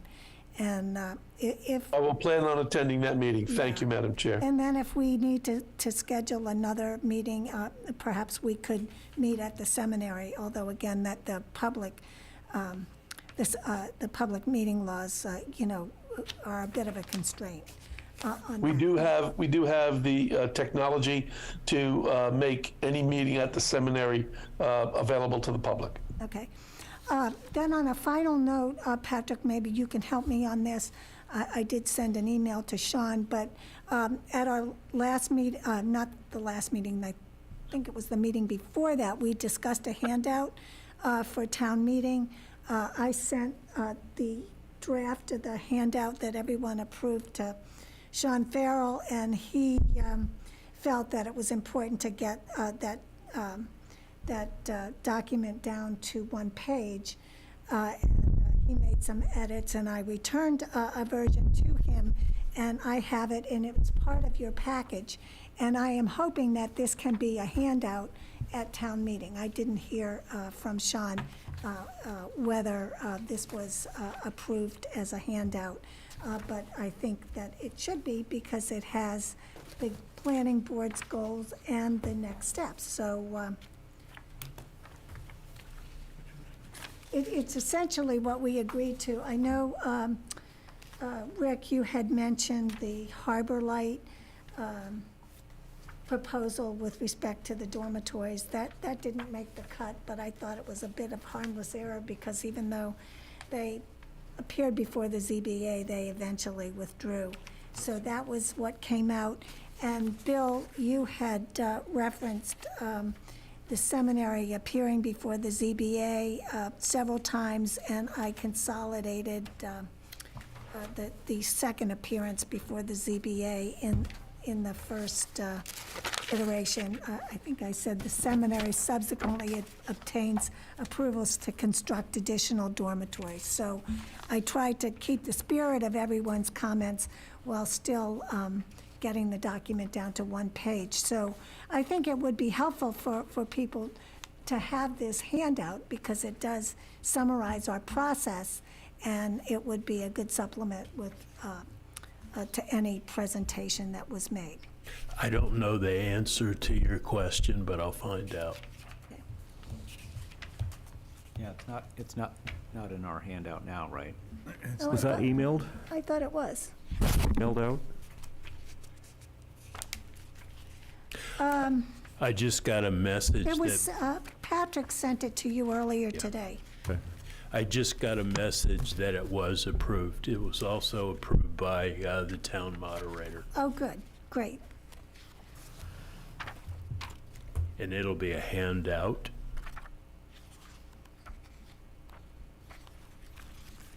Well, I know Patrick did send it to the planning board earlier today. It's okay. Okay. I trust you. I thought I saw it in here.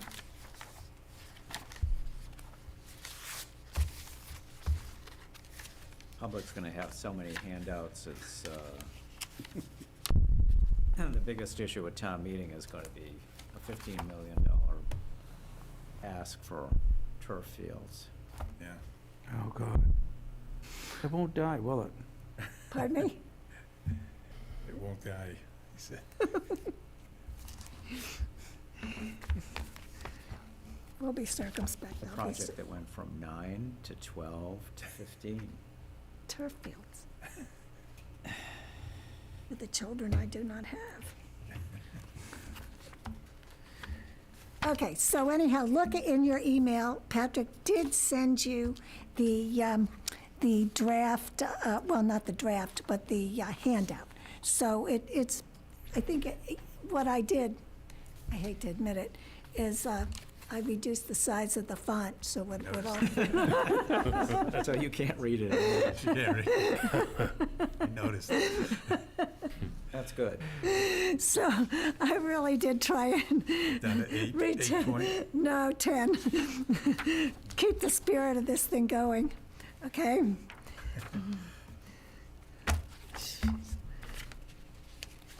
Now I've gotten myself all balled up here. But anyhow, is there any other business that any member would like to bring to the attention of the board at this time?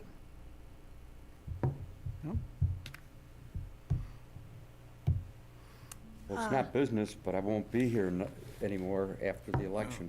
Right, And I'm but you'll be here I'm beginning to April have second 4th. thoughts. I probably shouldn't have made the decision. No, I can't second guess myself. I felt it was time to stop a while back and made the decision, and that's fine. Enjoy your retirement. Oh, God, I thought I was gonna. please. I thought I was retired, not anymore. I'm going to miss it. People thought he was retired. He's not retired anymore. We have you for one more meeting. more meeting? April the Oh. 4th. Oh, April the what?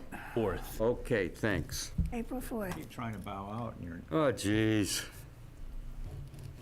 So no reports, no new business? So there's only one thing left to do here. Make a motion to adjourn. Do I have a second?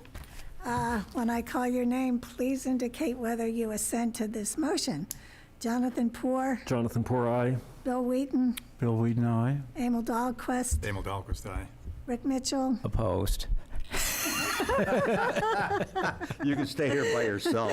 Richard Boroff, Definitely I. Marty Crouch, aye. The ayes have it. Rick Mitchell is odd man out. He's going to He be wants here to stay all by till himself. midnight.